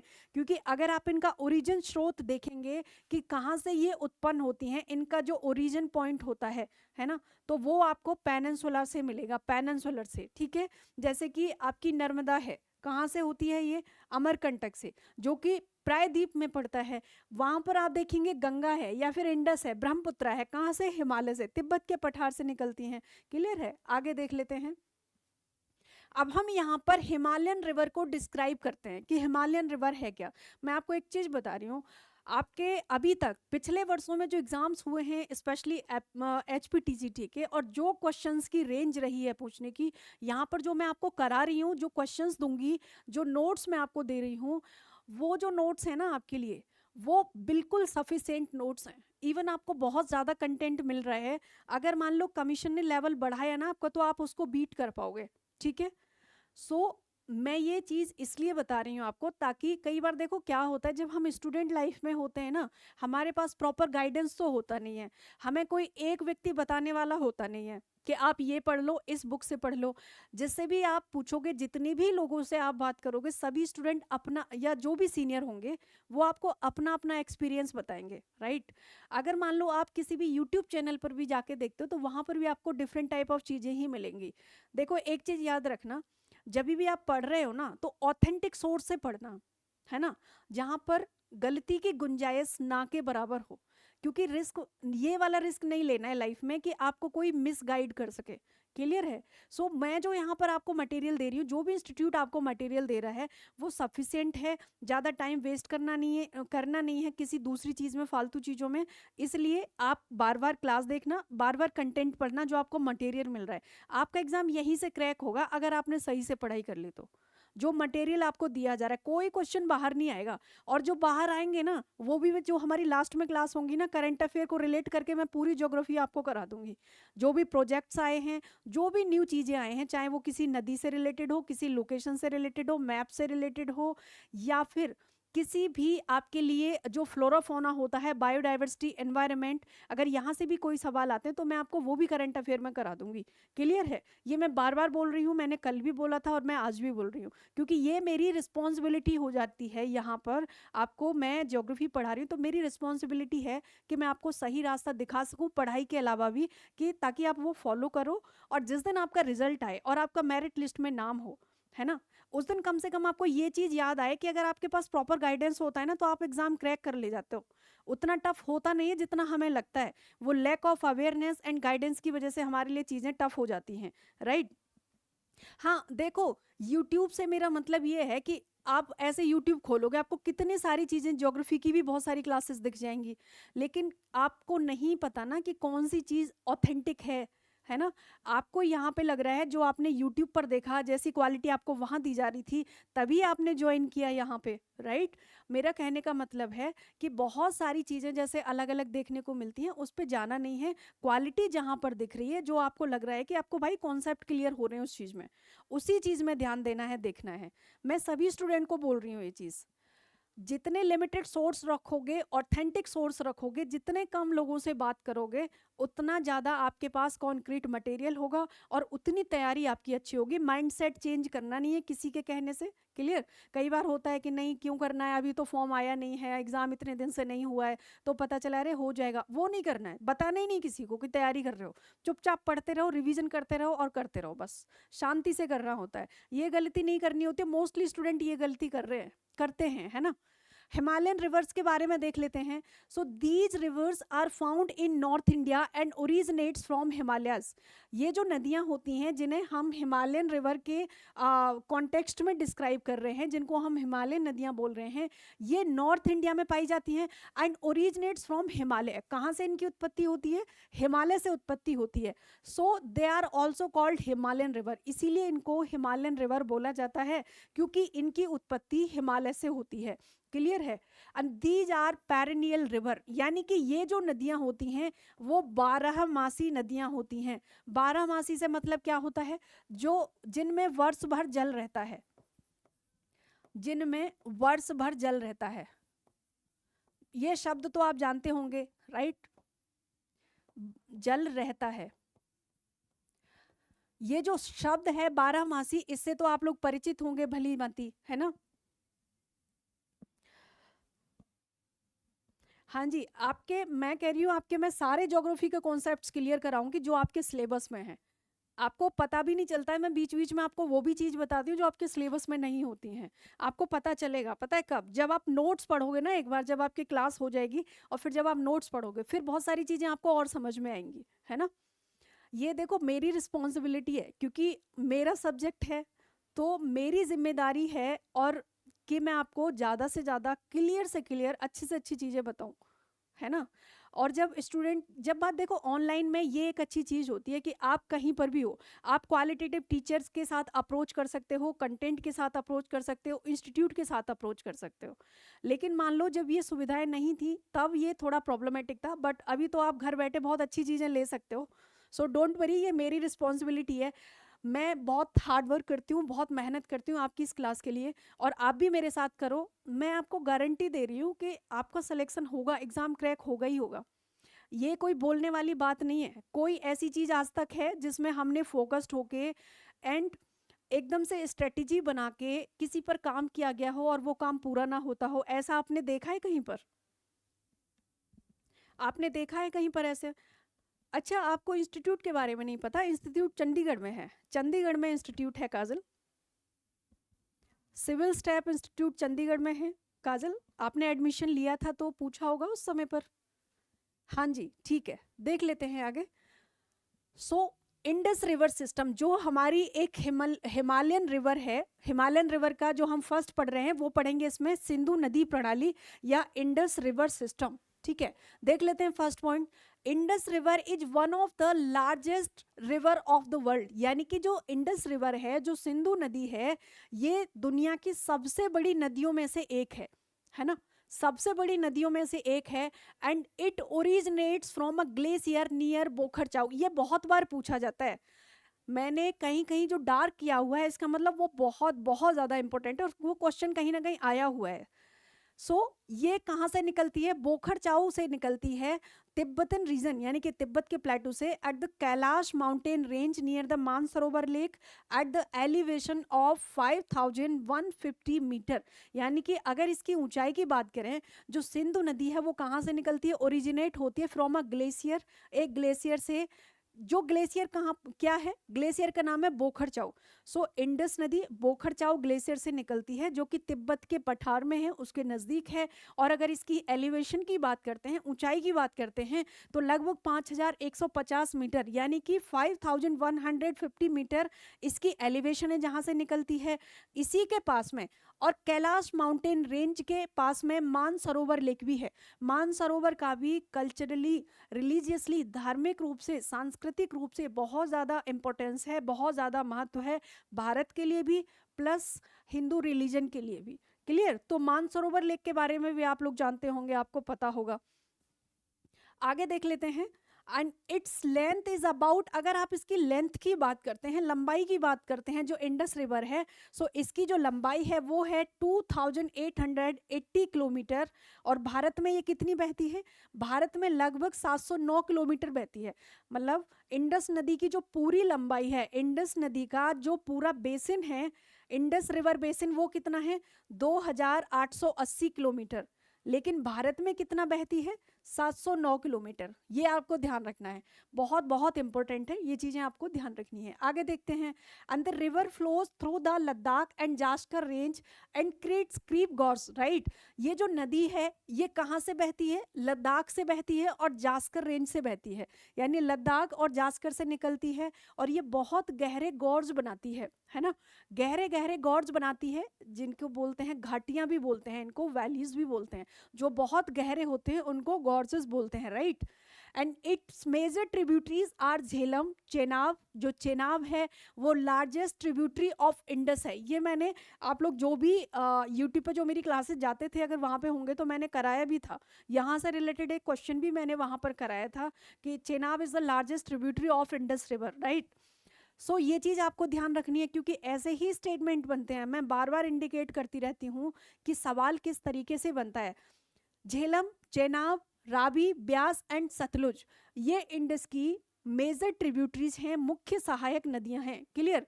And it enters into with Arabian Sea. उसके बाद ये जो है वो अरब सागर में प्रवेश कर जाती है, जो आपकी इंडस रिवर है, जो आपकी सिंधु नदी है। क्लियर है? यहाँ पर आप देखिए, यहाँ से निकलती है, ये है बोखरचाओ ग्लेशियर जो तिब्बत के पठार में है और हिमालय में ये पड़ता है। उसके बाद ये आपके इंडस रिवर पूरा जाती है कैलाश रेंज से जास्कर लद्दाख को कट करते हुए, ये फिर आती है यहाँ पर ऐसे इंडिया में, है ना। इसकी सहायक नदियों में देखो झेलम है, चेनाब, रावी, व्यास। उसके बाद ये यहाँ पर पाकिस्तान में आकर के अरब सागर में अपना जल विसर्जित कर देती है। अब मैं आपको एक चीज यहाँ पर बताऊं, एक तो ये क्वेश्चन हो गया एलिवेशन से रिलेटेड हो गया, राइट। दूसरी चीज, अच्छा लास्ट लास्ट पॉइंट, इसकी जो मेजर ट्रिब्यूटरीज हैं इंडस रिवर की वो हैं झेलम, चेनाब, रावी, ब्यास एंड सतलुज। क्लियर, इसके मेजर ट्रिब्यूटरीज। उसके बाद जो इंडस रिवर है वो पाकिस्तान में एंटर करते हुए अरब सागर में विलीन हो जाती है, अपना जल विसर्जित कर देती है। क्लियर है। यहाँ पर आप देखिए, यहाँ है बोखरचाओ ग्लेशियर, यहाँ से निकलती है इंडस रिवर। उसके बाद ये लद्दाख रेंज और जास्कर को कट करते हुए फिर इधर से ये पाकिस्तान में एंटर कर जाती है ना। यहाँ पर केवल कितना, बहुत कम 705 किलोमीटर लगभग ये भारत में चलती है, पूरा का पूरा ये पाकिस्तान में इसका जो ट्रेवलिंग एरिया है, जो बेसमेंट है वो है, यहाँ पर बेसिन है। अच्छा ओरिजिन पॉइंट, ठीक है ओके। ये देखो यहाँ पर ये है तिब्बतन प्लेटू, है ना। यहाँ पर है बोखरचाओ ग्लेशियर, राइट। यहाँ पर है बोखरचाओ ग्लेशियर जो कि नियर आपका कैलाश मानसरोवर, जो कैलाश रेंज है ना, कैलाश रेंज है उसके पास में पड़ता है बोखर ग्लेशियर, बोखरचाओ। वहाँ से ये जो नदी है इंडस रिवर वो निकलती है। उसके बाद ये लद्दाख रेंज और जास्कर को कट करते हुए फिर ये आगे पाकिस्तान में एंटर हो जाती है। यहाँ पर देखो झेलम नदी इसकी सहायक नदी है, चेनाब, रावी, ब्यास, और ये अरब सागर में विलीन हो जाती है। यहाँ पर है अरेबियन सी, उसमें ये अपना जल विसर्जित कर देती है। अब देखो एक चीज ये हो गई आपके पास, इसका ओरिजिन पॉइंट कहाँ पर है, बोखरचाओ तिब्बतन प्लेटू। कौन से रेंज को कट करती है, लद्दाख एंड जास्कर। कहाँ से निकलती है, किस रेंज के नजदीक से, कैलाश रेंज के नजदीक से निकलती है। कहाँ पर अपना जल विसर्जित करती है, अरेबियन सी में। किस देश में, पाकिस्तान में। क्लियर। उसके बाद आप देखिए इसकी मेजर ट्रिब्यूटरीज हैं झेलम, चेनाब, रावी, उसके बाद आपकी है सतलुज, एंड यहाँ पर ये देखिए ये ब्यास भी इसकी सहायक नदी है। अब एक चीज और आप देखो, अगर इनको भी सीक्वेंस में लगाने को दे दिया जाए कि झेलम यानी कि इंडस की जो सहायक नदियां हैं झेलम, चेनाब, रावी और सतलुज, उनको आपको नॉर्थ से साउथ में लगाना है या फिर तीन ही दे दे। तो यहाँ पर देखो नॉर्थ में मिलती है झेलम, उसके बाद यहाँ चेनाब है, फिर है आपकी यहाँ पर रावी। सो ये चीजें भी आप तीनों ध्यान रखिए, JCR यानी कि झेलम, चेनाब, रावी। ठीक है, यहाँ तक क्लियर है, यहाँ तक क्लियर है। कोई डाउट है तो मुझे बताइए, क्लियर है यहाँ तक, आगे चलते हैं फिर।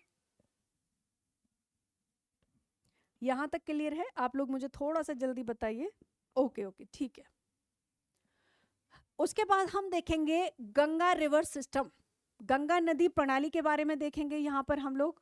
सो गंगा रिवर सिस्टम में जो हमारा फर्स्ट पॉइंट है वो है Ganga river system is the largest drainage system of India, यानी कि भारत का सबसे बड़ी जो नदी जल निकासी प्रणाली है, जल निकासी प्रणाली है, जो ड्रेनेज सिस्टम है वो है गंगा नदी का। Ganga river system is the largest drainage system in India. ये चीज ध्यान रखना है कि सबसे बड़ा जल निकासी प्रणाली गंगा का है भारत में। दूसरी चीज, it extend over an area of 8,61,404 square kilometre, यानी कि ये जो है गंगा नदी, ये कितने बीच में, इसका जो बेसिन है वो लगभग कितना है, अभी हम देख रहे थे ना बेसिन, मैंने समझाया था जहाँ से ओरिजिन होता है और जहाँ तक अपना जल विसर्जित करती है, तो पूरा जो एरिया होता है इसको बोला जाता है रिवर बेसिन। सो गंगा नदी का जो बेसिन है, गंगा रिवर बेसिन जो है वो कितना है, लगभग 8,61,404 वर्ग किलोमीटर के क्षेत्र में ये पूरा फैला हुआ है, फैली हुई है अपने ओरिजिन पॉइंट टू जो जल विसर्जित करती है, जहाँ पर अपना वाटर डिस्चार्ज करती है वहाँ तक।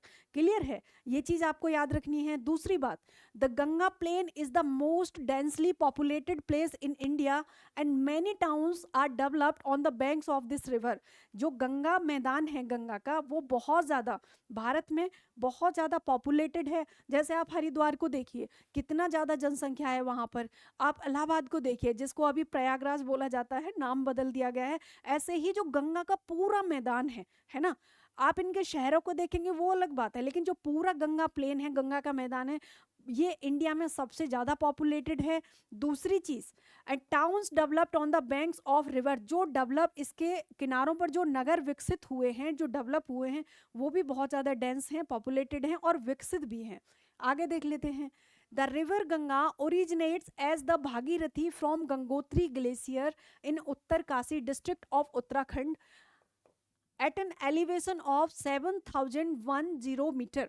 यानी कि आप मान करके चलो कि जो पहली बात तो गंगा नदी का जो ओरिजिन पॉइंट है वो क्या है, गंगोत्री ग्लेशियर से निकलती है। और गंगोत्री ग्लेशियर कहाँ पर पड़ता है, उत्तरकाशी में। उत्तरकाशी कहाँ पर है, उत्तराखंड में। भारत के उत्तराखंड राज्य के उत्तरकाशी जिले के गंगोत्री ग्लेशियर से गंगा नदी का ओरिजिन होता है, उत्पत्ति होती है, जिसकी ऊंचाई, ये जो ग्लेशियर है इसकी ऊंचाई क्या है, लगभग 7010 किलोमीटर के करीब आप इसको मान करके चलिए। दूसरी चीज, यहाँ पर आप देखेंगे जब गंगा नदी की उत्पत्ति होती है गंगोत्री ग्लेशियर से, तो उस समय पर गंगा नदी का नाम गंगा नहीं था। वहां पर क्या नाम है, गंगोत्री ग्लेशियर से जब गंगा नदी निकलती है, जो नदी निकलती है उसका नाम क्या गंगा है, नहीं। ओरिजिन पॉइंट पर इसको भागीरथी कहा जाता है, इसका नाम भागीरथी। ओरिजिन पॉइंट पर इसका नाम है भागीरथी। अलकनंदा ये बाद में बनती है। जब हम इसके पूरे पढ़ेंगे, जब हम इसके प्रयाग कॉन्फ्लुएंस पढ़ेंगे ना, सो वहाँ पर मैं बताऊंगी कौन सी दो नदियाँ मिल करके कौन सा पॉइंट बनाती हैं, क्लियर है। लेकिन जहाँ से उत्पन्न होती है वहाँ पर इसको भागीरथी कहा जाता है। आगे देख लेते हैं। Major tributaries of river Ganga, यानी गंगा नदी की मुख्य सहायक नदियां देख लेते हैं। जैसे कि यमुना है, रामगंगा, गोमती, घाघरा, गंडक, दामोदर एंड कोसी, ये कुछ मुख्य नदियां हैं जो गंगा नदी की हैं। दूसरी बात, इनमें से जो यमुना है, Yamuna is the largest tributary of Ganga. Yamuna नदी गंगा की सबसे बड़ी सहायक नदी है, सबसे मुख्य सहायक नदियों में से एक है। आगे देख लेते हैं हम यमुना के बारे में, एंड अभी हम देखेंगे यमुना रिवर सिस्टम के बारे में भी जान लेते हैं इसी के साथ। So it originates from the Yamunotri glacier near the Bandarpunch peak in the Mussoorie range of the lower Himalaya. हमने जब हिमालय की फॉर्मेशन पढ़ी थी तो वहाँ पर हमने पढ़ा था ना ट्रांस हिमालय, हिमालय, फिर उसमें greater Himalaya, lesser Himalaya and outer या शिवालिक हिमालय पढ़ा था, है ना। वहीं पर ये आपको देखने को मिलेगा अभी यहाँ पर कि it originates from the Yamunotri glacier. जैसे गंगा गंगोत्री ग्लेशियर से निकलती है, वैसे ही यमुना यमुनोत्री ग्लेशियर से निकलती है। और ये जो ग्लेशियर है यमुनोत्री ग्लेशियर, ये कहाँ पर है, ये बंदरपुच जो पहाड़ी है, पीक है, जो चोटी है, उसके पास में पड़ता है। और अगर हम बात करें कि किस रेंज में पड़ता है, सो ये पड़ता है मसूरी रेंज में। आपको पता है मसूरी रेंज हम जैसे पढ़ रहे थे उस दिन, जो मसूरी रेंज है वो भी कहाँ पर आता है, लेसर हिमालय में आता है ना। लेसर हिमालय के पार्ट है ये सभी, एंड यहाँ पर इसको लोअर हिमालय या लेसर हिमालय का पार्ट है मसूरी रेंज। सो अभी क्लियर है, अगर रेंज पूछता है तो भी आप बता सकते हो, पीक पूछता है तो भी, ग्लेशियर पूछता है तो भी, एंड इसकी अगर पूछता है कि किसकी मेजर ट्रिब्यूटरी है, किसकी सबसे बड़ी ट्रिब्यूट, तो ये चीज़ें आप अभी बता सकते हैं आई थिंक, राइट। क्लियर है, कोई डाउट यहाँ तक तो मुझे बताइएगा आप लोग। क्लियर है, कोई डाउट है यहाँ तक?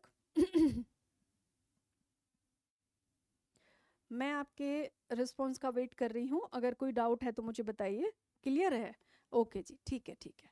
So the Yamuna river flows through the states of Uttarakhand, Himachal Pradesh and Haryana, then enters in Delhi and merges with the Ganga near Triveni Sangam in Allahabad, Prayagraj, right। अगर हम गंगा नदी की ये यमुना की बात करते हैं कि इसका बेसिन कहाँ कहाँ से है, कहाँ कहाँ से ये बहती है, सो ये उत्तराखंड क्योंकि वहीं से निकलती है, उसके बाद ये हिमाचल प्रदेश में बहती है, फिर Haryana and then enters in Delhi, merges with, उसके बाद ये यूपी, एंड यहाँ पर यूपी में जो यमुना नदी है वो गंगा से नियर त्रिवेणी संगम इन इलाहाबाद, जिसे अभी प्रयागराज बोला जाता है, वहाँ पर ये मिल जाती है।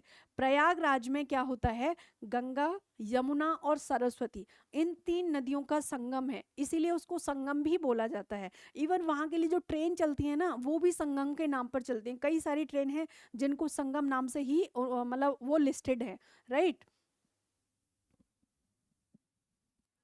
नहीं नहीं, रिकॉर्डेड क्लास मिलेंगी आपको, रिकॉर्डेड क्लास मिलेंगी, डोंट वरी। क्योंकि रिकॉर्डेड क्लास इसलिए मिलेंगी कि आपके पास ऑप्शन हो, आप क्लास को दोबारा देख सको रिपीट करके। और ये क्लास की वैलिडिटी तब तक होगी जब तक कि आपके कोर्स की वैलिडिटी होगी, है ना।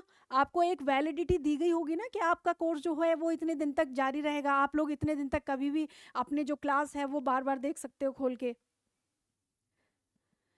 हाँ, अपलोड देखो, नोट्स भी अपलोड हो रहे हैं डेली बेसिस पे और क्लासेस भी अपलोड हो रही हैं। अगर नहीं हो रहे हैं तो 1 साल की है, तो 1 साल तक आप कभी भी कितने भी बार ये क्लासेस देख सकते हो। लेकिन जिस डेट तक आपकी ये वैलिडिटी है, बट उसके बाद फिर आपको इसकी जो एक्सेस है वो बंद कर दी जाएगी, है ना। रिकॉर्डेड लेक्चर्स भी मिलेंगे, नोट्स भी मिलेंगे। हाँ हाँ, डोंट वरी, मैं बताऊंगी, मैं भी बताऊंगी काजल, डोंट वरी। सो आगे देख लेते हैं हम लोग, यहाँ पर यहाँ तक क्लियर है ये चीज।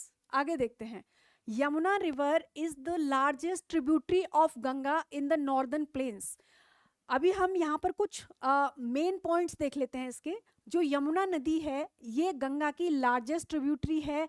यहाँ कहाँ पर? इन द नॉर्दर्न प्लेन्स, यानी कि उत्तरी मैदान में।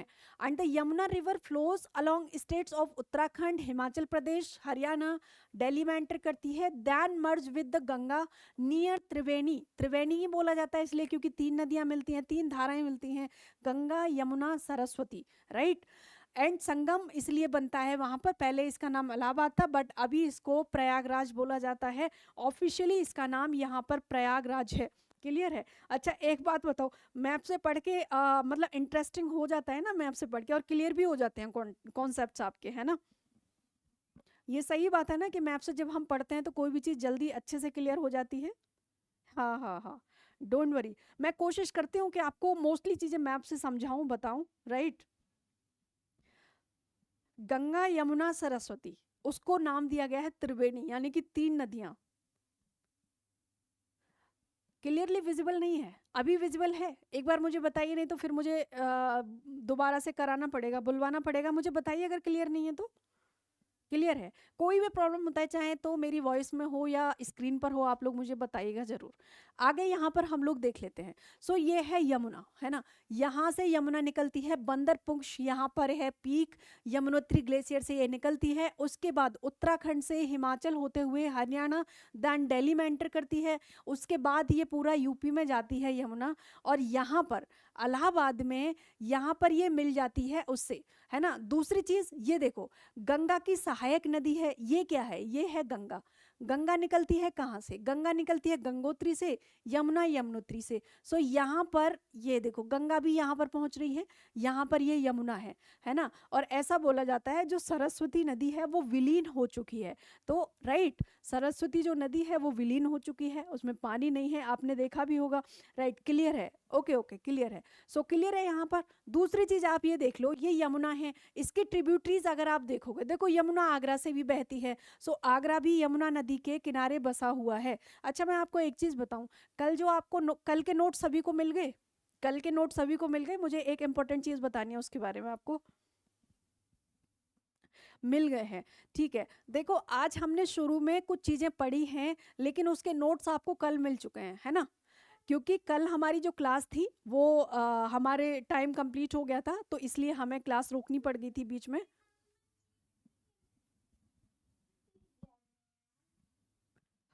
किसकी आवाज़ है ये?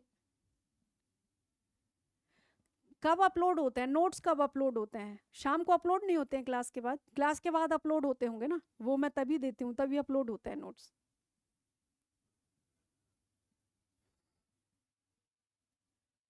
अच्छा आज ही ज्वाइन, अश्विनी बोल रही हैं आज ही ज्वाइन की हूँ, तो हाँ आपको मिल जाएगा, शाम को सारे नोट्स अपलोड हो जाते हैं, डोंट वरी, शाम को हो जाते हैं। लेट होते हैं? कितने बजे तक होते हैं लगभग? आप लोग मुझे एक बार बताइए ताकि मैं बता सकूं फिर, है ना, आपको टाइम से चीज़ें मिल जाएं। आप लोग एक बार मुझे बताइए, आपको क्या इस चीज़ में कोई अगर इशू आ रहा है नोट्स में या रिकॉर्डेड क्लास में, तो मुझे एक बार बता दो, आप लोग कंफर्म करा दो अभी। कल के नहीं हुए हैं? अच्छा कल वाले हुए हैं, परसों वाले नहीं हुए हैं। अभी देखो आज हमारा ये फोर्थ लेक्चर है, इसका मतलब 3 क्लासेस हो चुकी हैं, तो आपको थर्ड के मिल गए हैं, फर्स्ट एंड सेकंड के नहीं मिले लेक्चर्स। सब हुए होंगे क्योंकि डेली शाम को मैं दे देती हूँ, डेली अपलोड हो जाते हैं, है ना, डेली अपलोड होते हैं। एक बार ना आप दोबारा से चेक करना। एक चीज़ मैं बताऊँ, अगर कई बार ऐसा होता है कि हमको एक्सेस करना नहीं आ पाता है कि हम कैसे करें, सो एक बार आप पूछ लेना कि नोट्स को कैसे एक्सेस करना है। कहीं पर हैंडआउट्स या कुछ लिखा होगा जो आपका डैशबोर्ड होगा, है ना, जो आपका पोर्टल है उसका जो डैशबोर्ड होगा उसी में आपकी क्लासेस भी होंगी, नोट्स भी होंगे, राइट। हाँ सारे है ना, ठीक है। सो जो भी स्टूडेंट नए हैं, जिन्होंने आज नए क्लास में है, मैं उनको भी बता रही हूँ वहाँ पर पे जाके, और आज 4th लेक्चर है, सारे नोट्स रिकॉर्डेड क्लास आपको मिल गई होंगी। अगर कोई प्रॉब्लम आता है तो आप मुझे शाम को बताया करो क्लास में, ताकि मैं वो आपकी प्रॉब्लम सॉल्व करवा पाऊँ, है ना।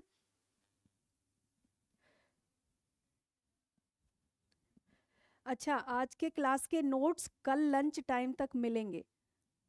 क्यों ऐसे, क्यों शाम को नहीं मिलेंगे? ऑडियो क्लास तो साथ की साथ हो जाती होगी। आज 12 बजे होता है, ठीक है, मैं अभी बात कर लूंगी, आपको शाम को ही नोट्स मिल जाएंगे, राइट। आपको नोट्स शाम को ही मिल जाया करेंगे, डोंट वरी, ठीक है। हाँ हाँ ठीक है, ठीक है, डोंट वरी, शाम को ही नोट्स मिल जाया करेंगे, मैं आज बात करूंगी, बता दूंगी। अच्छा, ऑडियो तो साथ में हो जाती होगी, कोई बात नहीं, आपको नोट्स भी साथ में ही मिल जाएंगे, क्लियर है, अभी नोट्स भी साथ में मिल जाएंगे। क्लास शुरू करें? कोई बात नहीं, आपको जो भी इशू आता है आप मुझे क्लास में बताया करो, ताकि वो इशू आपका सॉल्व मैं करवा पाऊँ, क्योंकि ऐसे तो मुझे नहीं पता चलेगा जब तक आप लोग नहीं बताओगे, है ना, ठीक है। कोई भी बात हो कैसी भी, चाहे ऑडियो क्लास से रिलेटेड है या फिर हम जो यहाँ पर क्लास ले रहे हैं उससे, या फिर नोट से रिलेटेड है, हाँ कंटिन्यू करते हैं, ठीक है, ठीक है, क्योंकि टाइम भी कम रह गया है अभी, है ना। सो यहाँ पर आप देखो, ये क्या है, भिंड बहुत ज़्यादा फेमस है। अब ये देखो, ये चंबल नदी है। चंबल नदी, जैसे यमुना नदी गंगा की मेजर एंड लॉन्गेस्ट ट्रिब्यूटरी है, वैसे ही लार्जेस्ट ट्रिब्यूटरी है, वैसे ही चंबल भी यमुना की लार्जेस्ट ट्रिब्यूटरी है। ऐसे कनेक्ट करके पढ़ना है चीज़ों को, ठीक है। यहाँ तक क्लियर है ये चीज़। आगे देख लेते हैं। ये देखो बेतवा नदी, बेतवा यमुना की सहायक नदी है, मेजर ट्रिब्यूटरी है।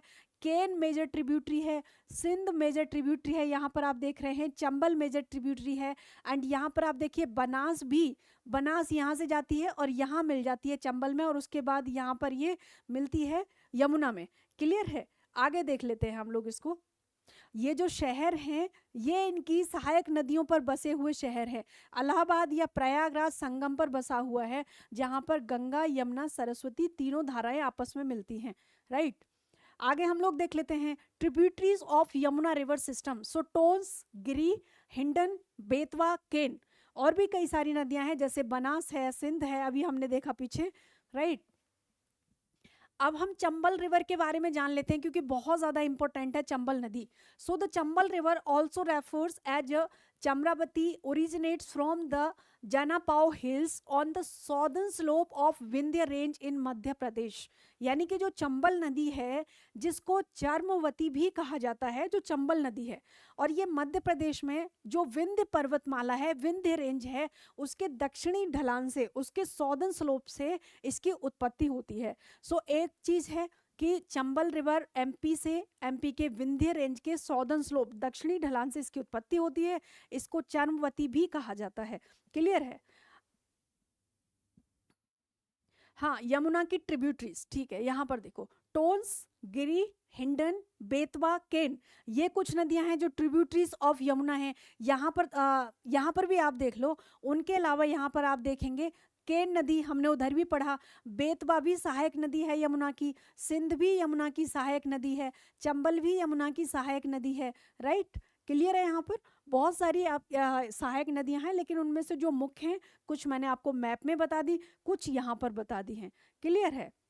हाँ हाँ, हिमाचल प्रदेश की है, ठीक है। सो यमुना नदी भी तो हिमाचल प्रदेश भी एंटर करती है ना। यमुना नदी आती है ना हिमाचल प्रदेश से, उत्तराखंड के बाद हिमाचल में आती है। बहुत बढ़िया। ठीक है, आगे देखें। चंबल नदी के बारे में हमने देखा कि चंबल नदी की उत्पत्ति विंध्य रेंज के, जो कि मध्य प्रदेश में है, उसके दक्षिणी सिरे पर, दक्षिणी ढलान पर स्थित जनापाव पहाड़ियों से ये निकलती है। And due to severe erosion from poor rainfall, the river flows significantly below its bank and creating numerous deep ravine and Chambal valley, giving rise the badland topography. यानी कि जो अपर्याप्त वर्षा के कारण, due to severe erosion from poor rainfall, बारिश बहुत ज़्यादा यहाँ पर नहीं होती है, सो इसके कारण भयंकर कटाव होता है और नदी के किनारे काफ़ी नीचे बह रहे हैं, है ना। नदी के ये अपने किनारों से बहुत ज़्यादा नीचे बहती है। पोंटा साहिब, हाँ पोंटा साहिब बहुत सुंदर जगह है, बहुत सुना है पोंटा साहिब के बारे में। अच्छा, आपके सिटी से क्रॉस होती है निकिता, वेरी गुड, बहुत बढ़िया। पोंटा साहिब से आप हैं, बहुत अच्छा, बहुत सुंदर जगह है ना, बहुत अच्छी जगह है। मैं गई नहीं हूँ अभी वहाँ, बट मैंने पढ़ा है उनके बारे में, उस जगह के बारे में, बहुत सुंदर जगह है। यहाँ पर हम लोग देख लेते हैं, देखो इस तरीके से ये अपनी जो इसकी सीमा है उससे बहुत नीचे बहती है चंबल नदी। आप देख पा रहे हैं कितना नीचे ये बह रही है चंबल नदी, है ना। एंड कुछ डैम्स हैं जो बहुत फेमस डैम है चंबल नदी पर, वो देख लेते हैं, जैसे गांधी सागर डैम है, राणा प्रताप सागर डैम, एंड यहाँ पर Jawahar Sagar dam, the Kota barrage, ये कुछ सहायक डैम जो मेजर डैम है चंबल नदी पर वो हैं। अच्छा, मैं जो इंपॉर्टेंट बात आपको बता रही थी नोट्स के बारे में वो तो बता ही नहीं पाई, ये मैं बता देती हूँ। जो आपको कल नोट्स मिले हैं ना, सभी स्टूडेंट से बोल रही हूँ, ध्यान से सुनना, जो आपको कल नोट्स मिले हैं, चूंकि हमने क्लास बीच में कल छोड़ी थी, 2 घंटे हमारे हो गए थे, टाइम ज़्यादा हो रहा था शाम को, सो आज की कुछ क्लास ऐसी है जिसमें मैंने आपको वो चीज़ें पढ़ाई हैं जिसके नोट्स आपको कल मिल चुके हैं। आप नोट्स को ध्यान से देखना, कुछ चीज़ों के नोट्स जो आज हमने पढ़ी हैं क्लास में वो आपको कल मिल चुके हैं, क्लियर। ब्रह्मपुत्र जहां हमने पढ़ा था ब्रह्मपुत्र रिवर, उसके आगे के नोट्स आपको आज मिलेंगे इंक्लूडिंग ब्रह्मपुत्र। क्लियर है ये चीज़ क्लियर है, मैं अपनी बात पहुंचा पा रही हूँ आप तक, समझा पा रही हूँ। हाँ जी, हाँ जी, हाँ यमुना तक आपको मिल गए हैं, हाँ जी बिल्कुल। सो यहाँ पर आप देख लीजिए, ये है आपकी चंबल नदी, है ना, ये चंबल है, यमुना की सहायक नदी है, गंगा है, गंगा की सहायक है यमुना, यमुना की सहायक है चंबल, राइट। यहाँ पर आप देख लीजिए, घाघरा गंगा की सहायक है, यहाँ पर देख सकते हैं यमुनोत्री ग्लेशियर से यमुना निकलती है, गंगोत्री से गंगा निकलती है, ये गंगा की सहायक नदियां हैं। इधर साइड में आप देखेंगे सिंध, बेतवा, केन, सोन, ये हैं यमुना की सहायक नदियां, ठीक है। यहाँ पर यमुना नदी, ये सोन नदी गंगा की सहायक नदी है, यमुना की नहीं। इलाहाबाद है, ये संगम है जहां पर यमुना नदी मिल जाती है, किसमें, गंगा नदी में, राइट, गंगा नदी में मिल जाती है जो यमुना है इलाहाबाद में। यहाँ पर क्लियर है ये चीज़। हाँ जी, हाँ जी, सिविल्स टाइप के ऐप पर आपको आईडी दी गई होगी ना, आप जहाँ पर क्लास एक्सेस करते हो ना अपनी, जहाँ पर आप अपनी क्लास एक्सेस करते हो पोर्टल में, वहीं पर डैशबोर्ड पे होगा जो आपको डेली नोट्स मिलते हैं, है ना। अच्छा, नोट्स देखो, नोट्स आपके पोर्टल पर मिलेंगे, आप सभी को एक पोर्टल मिला है, एक आईडी मिली है, वहीं पर नोट्स मिलेंगे जहाँ से आप क्लास एक्सेस करते हो, सो उसी के नीचे कहीं डैशबोर्ड पर होगा। आगे देख लेते हैं, the length of the river Ganga is about, यानी कि जो गंगा नदी है इसकी लंबाई कितनी है, लगभग 2525 किलोमीटर, ये ध्यान रखना है। And its major tributary from the north are Gomti, यानी कि नॉर्थ में इसकी जो ट्रिब्यूटरी है वो गोमती है, गंडक, कोसी, घाघरा, और साउथ में and from the south Yamuna, largest tributary है सोन एंड चंबल, मतलब नॉर्थ में जो ट्रिब्यूटरी है इसकी गोमती, गंडक, कोसी, घाघरा, साउथ में कौन सी है, जो यमुना है जो लार्जेस्ट ट्रिब्यूटरी है, गंगा, सो एंड यहाँ पर सोन है और चंबल है, क्लियर है। आगे देख लेते हैं, सारे नोट्स वहीं पर मिलेंगे, हाँ हाँ सारे नोट्स वहीं पर मिलेंगे। And the river Ganga is known as the river Padma in Bangladesh, जो गंगा नदी है जब ये बांग्लादेश में, यहाँ पर बांग्लादेश में पता है इसको किस नाम से जाना जाता है, पद्मा के नाम से, राइट। दूसरी चीज, the combined river of Ganga and Brahmaputra creates the world largest delta known as Sundarban in Bangladesh before joining the bay of Bengal, यानी कि गंगा ब्रह्मपुत्र संयुक्त नदी बंगाल की खाड़ी में मिलने से पहले बांग्लादेश में ये सुंदरवन डेल्टा बनाते हैं, यानी कि जहाँ पे बांग्लादेश है, पश्चिम बंगाल है, वहाँ पर ये सुंदरवन डेल्टा बनाते हैं बंगाल की खाड़ी में। क्लियर है यहाँ पर ये चीज़, यहाँ पर क्लियर है ये चीज़। आगे देखते हैं, अब हम यहाँ जान लेते हैं द ब्रह्मपुत्र रिवर सिस्टम के बारे में, है ना। सो the river Brahmaputra originates from the अब देखो, यहाँ तक के नोट्स आपके पास होंगे, यहाँ से आगे के नोट्स आपको आज के नोट्स में मिलेंगे, राइट। ब्रह्मपुत्र नदी प्रणाली के बारे में हम लोग देख लेते हैं।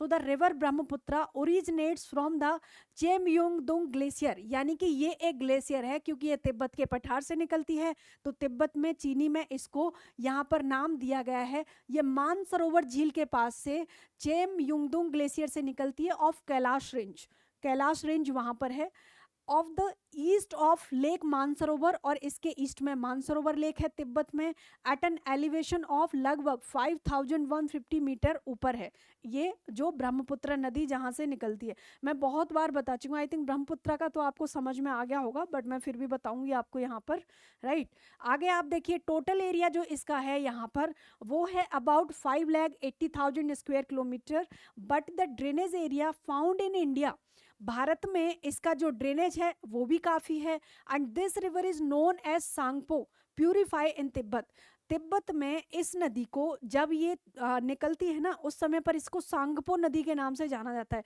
तो अगर कभी आ जाए इनमें से सांगपो किस नाम कौन सी नदी है, ब्रह्मपुत्र, जहाँ से इसका ओरिजिन होता है तिब्बत भाषा में इसको सांगपो के नाम से जाना जाता है, जिसका मतलब होता है प्यूरिफाई, पवित्र, राइट। आगे देख लेते हैं हम इसको। एंड यहाँ पर आप देखें the length of this river is about 2900 kilometre, लेकिन लगभग जो इसकी पूरी लेंथ है, जो इसका बेसिन है ब्रह्मपुत्र रिवर बेसिन, वो लगभग 2900 किलोमीटर का है। भारत में कितना बहती है, लगभग 900। सबसे पहले भारत में प्रवेश कहाँ से करती है, नॉर्थ ईस्ट से, किस स्टेट से, अरुणाचल प्रदेश से, ठीक है। उसके बाद असम में आती है, असम से होकर के बहती है। काजीरंगा नेशनल पार्क ब्रह्मपुत्र के दक्षिणी किनारे पर स्थित है ना। ये चीज़ें भी हमें यहाँ पर ध्यान रखनी है, क्योंकि पता नहीं चलता ना सवाल किस तरीके से बना दिया जाए। It enters into India through a gorge in Arunachal Pradesh namely Dihang, और जब ये भारत में प्रवेश करती है यहाँ पर through a gorge in Arunachal Pradesh namely दिहांग, तो दिहांग नामक घाटी से प्रवेश करती है, राइट। आगे देख लेते हैं।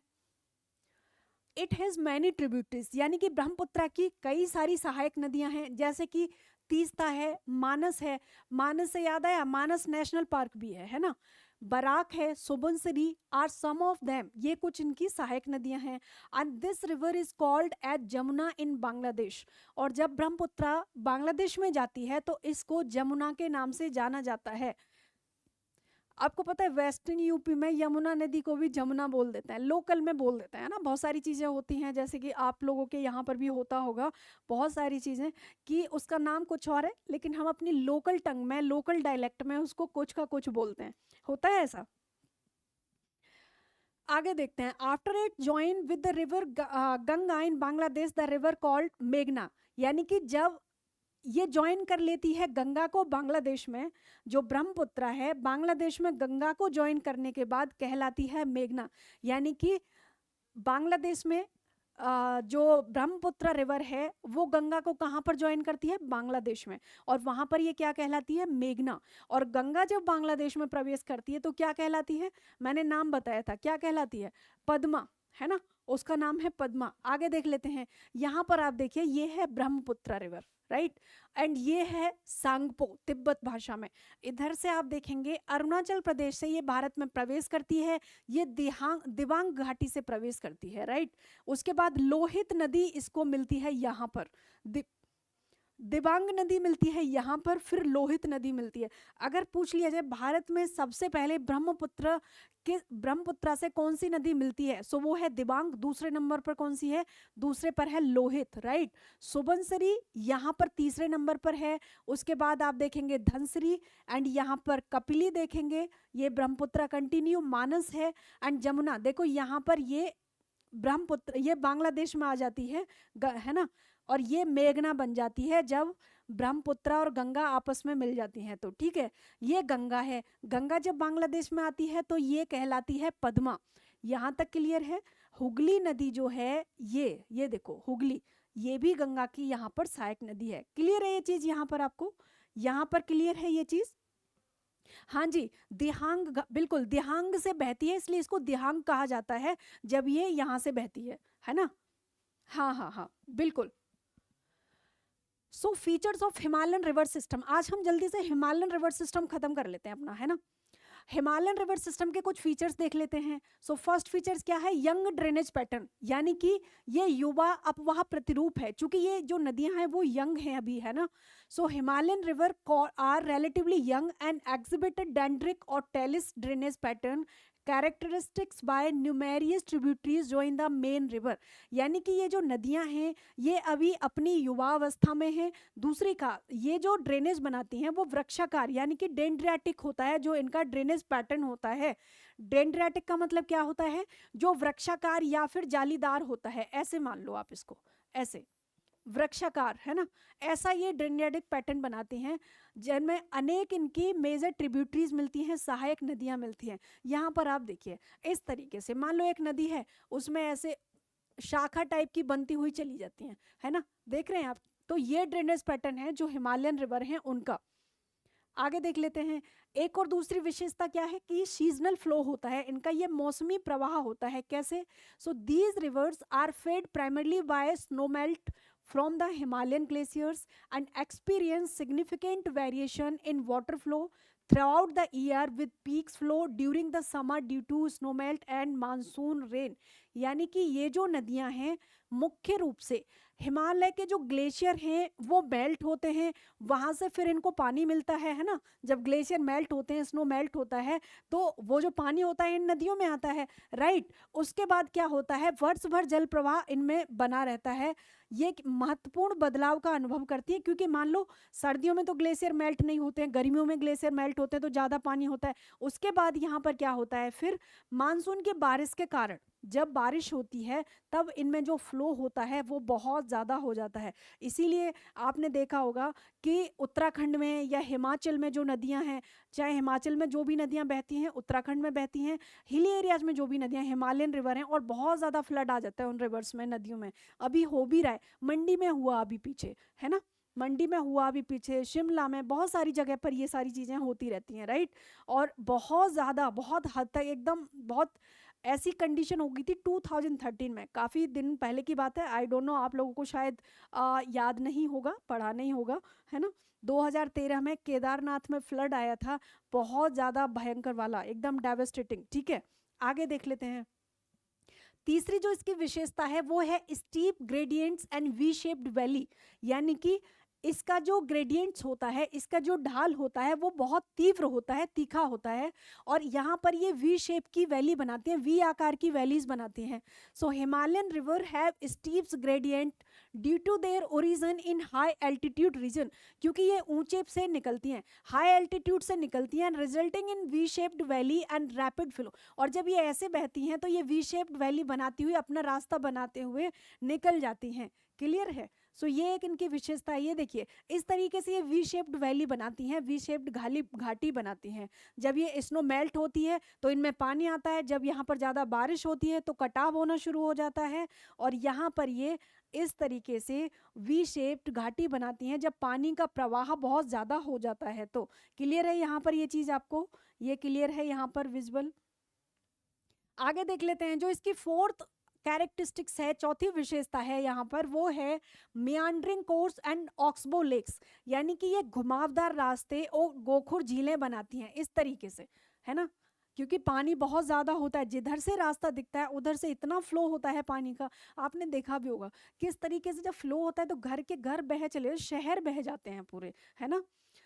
सो अनलाइक पेनिनसुलर रिवर्स, जैसे कि पेनिनसुलर नदियां होती हैं, प्रायद्वीपीय नदियां होती हैं, ये उनकी तरह नहीं हैं, बल्कि हिमालयन रिवर एग्जिबिट्स मियांड्रिंग कोर्स, ये मियांड्रिंग कोर्स बनाती हैं, ऐसे घुमावदार रास्ते बनाती हैं, एंड फॉर्मिंग ऑक्सबो लेक्स, और उससे फिर यहाँ पर ये ऑक्सबो लेक्स बनती हैं, झील बनती हैं, flood plains and braided channels in lower reaches. और यहाँ पर क्या हुआ, लटकी हुई घाटियाँ, बाढ़ के मैदान के दौरान लटके हुए चैनल भी बनाती हैं। अब देखो ऐसे दिखेगा ना, ये लटका हुआ लगेगा आपको, है ना। जो घुमाव वाले रास्ते होते हैं, अगर कोई उनको दूर से ऐसे देखेगा या 3D में आप देखोगे तो ऐसे लगेगा जैसे कि ये घाटियां लटकी हुई हैं, राइट। आगे देख लेते हैं, यहाँ पर आप देखिए ऐसे ये घुमावदार रास्ते, इस तरीके से ये घुमावदार रास्ता बना, फिर यहाँ पर ये गोकुल लेक, इस तरीके से मियांडर एंड ऑक्सबो लेक्स बनाते हैं। यहाँ पर क्लियर है ये चीज़, आपको क्लियर है। इसकी जो नेक्स्ट कैरेक्टरिस्टिक्स है वो है यहाँ पर, हाँ बिल्कुल, देखो क्योंकि इनमें पानी का फ्लो बहुत ज़्यादा होता है ना, पानी का फ्लो बहुत ज़्यादा होता है। और वो भी एक बारिश होगी तो बहुत ज़्यादा हो जाएगा, उसके बाद जब सर्दियाँ होती हैं तो नहीं होता है उतना, क्योंकि बारिश होती नहीं है। दूसरी चीज़, जो स्नो होती है वो मेल्ट नहीं होती है ना। सो इस वजह से जब पानी ज़्यादा होगा तो फिर ये अपना रास्ता खुद तय कर लेती हैं। और इसी बिल्कुल ये सही बात है। आगे देख लेते हैं, सेडिमेंट्स लैडन रिवर्स, यानी कि due to their steep gradients, चूंकि इनका ढाल बहुत स्टीप होता है, बहुत गहरा होता है, एंड इरोजिव पावर, इसलिए इनमें अपर्दन करने की क्षमता भी बहुत ज़्यादा होती है। And Himalayan reverse carry a large amount of sediments, जो हिमालयन नदियाँ होती हैं ये बहुत बड़ी मात्रा में सेडिमेंट्स लेकर के चलती हैं, अवसाद लेकर के आती हैं। एंड डाउन स्ट्रीम डिपोजिट, जिनको कि अपने जो कि नीचा रास्ता इनका आता है, डाउन स्ट्रीम्स होता है, वहाँ पर उसको डिपॉजिट कर देती हैं, जमा कर देती हैं इन देयर प्लेन्स, अपने जो इनके मैदान होते हैं, है ना। एंड क्रीटिंग फर्टाइल एलोवाइल सॉइल्स, और यहाँ पर फिर क्या होता है, जलोढ़ मृदा बनती है, क्योंकि बहुत सारे अवसाद ये लेकर के चलती हैं जो बहुत उपजाऊ होता है, अलग अलग तरीके के मिनरल्स उनमें होते हैं। And region like the Indo Gangetic plain, इसीलिए जो इंडो गैंगटिक प्लेन है ये बहुत ज़्यादा उपजाऊ है, क्योंकि ये जलोढ़ मृदा यानी कि बाढ़ की मृदाओं से बना हुआ है, नदियों के द्वारा अवसाद यहाँ पर लाए गए हैं। क्लियर है ये चीज। आगे देख लेते हैं हम लोग। सो कैरेक्टरिस्टिक्स ऑफ हिमालयन रिवर, इनको आप शॉर्ट में यहाँ पर देख लीजिए। ये विशेषताएं हिमालयन नदियों की, लॉन्ग एंड वाइड, लंबी होती हैं, चौड़ी होती हैं, वी शेप्ड वैली बनाती हैं, ऑक्सबो लेक्स बनाती हैं, मेंडर्स बनाती हैं, एंड पेरेनियल नेचर होता है, यानी कि 12 मासी होती हैं, राइट। एंड यहाँ पर आप देखेंगे unsuitable for hydro power generation, hydro power generation के लिए अनसुइटेबल होते हैं। Middle and lower course are navigable, इनका जो मिडिल कोर्स होता है और जो लोअर कोर्स होता है यहाँ पर ये नेविगेबल होता है। इसका मतलब क्या हुआ, अपर कोर्स नेविगेबल नहीं होता है। क्लियर है ये चीज़। आगे देख लेते हैं। ओके, अच्छा हम लोग यहाँ पर एक चीज़, हाँ जी,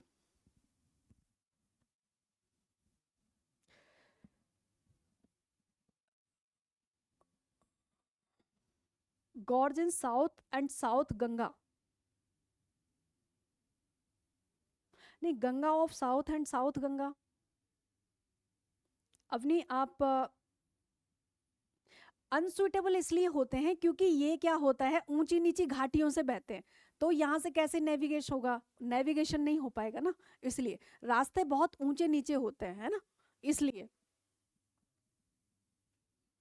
इसलिए हाई ये अनसुटेबल होते हैं, क्योंकि कुछ ना कुछ स्टेबिलिटी चाहिए होती है। बहुत ज़्यादा इस क्षेत्र में क्या होता है, जो हिमालयन रिवर निकलती हैं जहाँ से, बहुत ज़्यादा टेक्टोनिक एक्टिविटीज़ होती हैं, बहुत ज़्यादा वॉल्केनिक एक्टिविटीज़ के वो जो कोर्स होता है ना, वो रीजन, जब मैं आपको अर्थक्वेक पढ़ाऊंगी, जब मैं आपको वॉल्केनिक एक्टिविटीज़ पढ़ाऊंगी, सो पूरा मैप के थ्रू समझाऊंगी कि भारत में कौन सा क्षेत्र ऐसा है जो कि अर्थक्वेक प्रोन है एंड वॉल्केनिक प्रोन है, और वहाँ पर कोई विशेष प्रकार के प्रोजेक्ट्स नहीं बनते हैं और क्यों नहीं बनते हैं। क्लियर, फिर आपको सारा समझ में आएगा। ऐसे अगर मैं कहीं का कुछ बताऊंगी ना तो फिर कंफ्यूजन में आ जाओगे आप लोग भी। क्लियर है, इसलिए कुछ चीज़ें अभी मैं जानबूझ के छोड़ देती हूँ, नहीं तो मैं यहाँ का यही कनेक्ट कर सकती हूँ ताकि मैं आपको डिटेल में बता पाऊँ वो चीज़। अच्छा अवनी, मुझे आपका क्वेश्चन समझ में नहीं आया कि Ganga of south and south Ganga, आप ये पूछ रहे हो कि दक्षिण की गंगा और दक्षिण गंगा किसे कहा जाता है, इनमें डिफरेंस क्या है। अवनी आप ये पूछना चाह रहे हो, आप एक बार माइक ऑन कर लो, मुझे बताओ।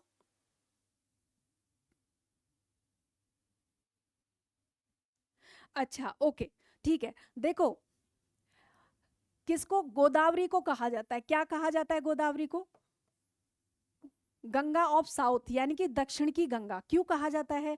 अगर आप नॉर्थ में देखेंगे, उत्तर भारत में देखेंगे, सो उत्तर भारत की गंगा नदी से गोदावरी जो कि साउथ इंडिया की एक नदी है उसकी तुलना की जाती है। क्यों, क्योंकि वो भी गंगा नदी की तरह, जैसे उत्तर भारत में गंगा नदी बड़ी है, लंबी नदी है, उसी तरीके से दक्षिण भारत में, ऑल ओवर इंडिया में गंगा नदी सबसे लंबी है। बट अगर हम इनकी डिवीजन करके नॉर्थ एंड साउथ की तरह डिवीजन करके देखते हैं तो पहली बात होगी।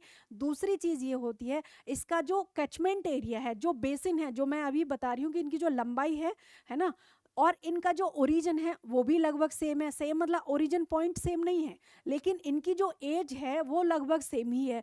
इस वजह से इसको माना जाता है कि ये गंगा की तरह है, इसलिए उसको दक्षिण की गंगा। दूसरी बात, उत्तर भारत में गंगा नदी को बहुत पवित्र माना जाता है, पूजा की जाती है, स्नान किया जाता है। वैसे ही दक्षिण भारत में गोदावरी नदी को बहुत पवित्र माना जाता है, पूजा की जाती है, वहाँ पर भी स्नान करते हैं लोग। ये कुछ यहाँ पर चेंज वो है दोनों में, राइट, सिमिलरिटीज़ हैं। और यही है डिफरेंस, ऐसा कुछ नहीं है। दोनों नदी अलग अलग हैं। एक पेनिनसुलर रिवर है जो साउथ, गंगा ऑफ साउथ है, जो दक्षिण भारत की गंगा है, जिसको जो गोदावरी है, जिसको दक्षिण भारत की गंगा कहा जाता है, वो एक पेनिनसुलर रिवर है, प्रायद्वीपीय नदी है, राइट। लेकिन जो गंगा नदी है, जो है ना, वो आपकी है हिमालयन रिवर। ये एक मेन डिफरेंस है यहाँ पर, राइट। हाँ जी, हाँ जी, बोलिए।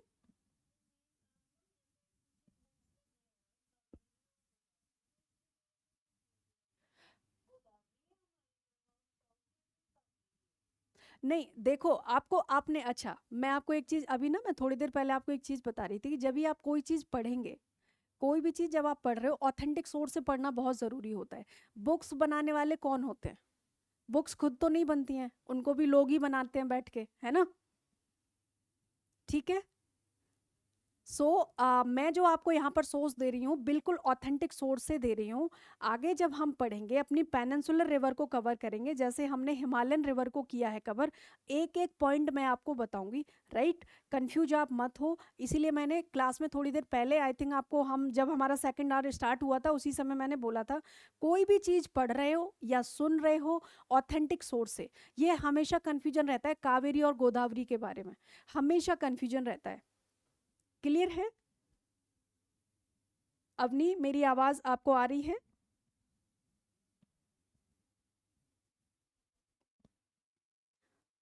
मेरी आवाज आप लोगों को आ रही है? मेरी आवाज आ रही है?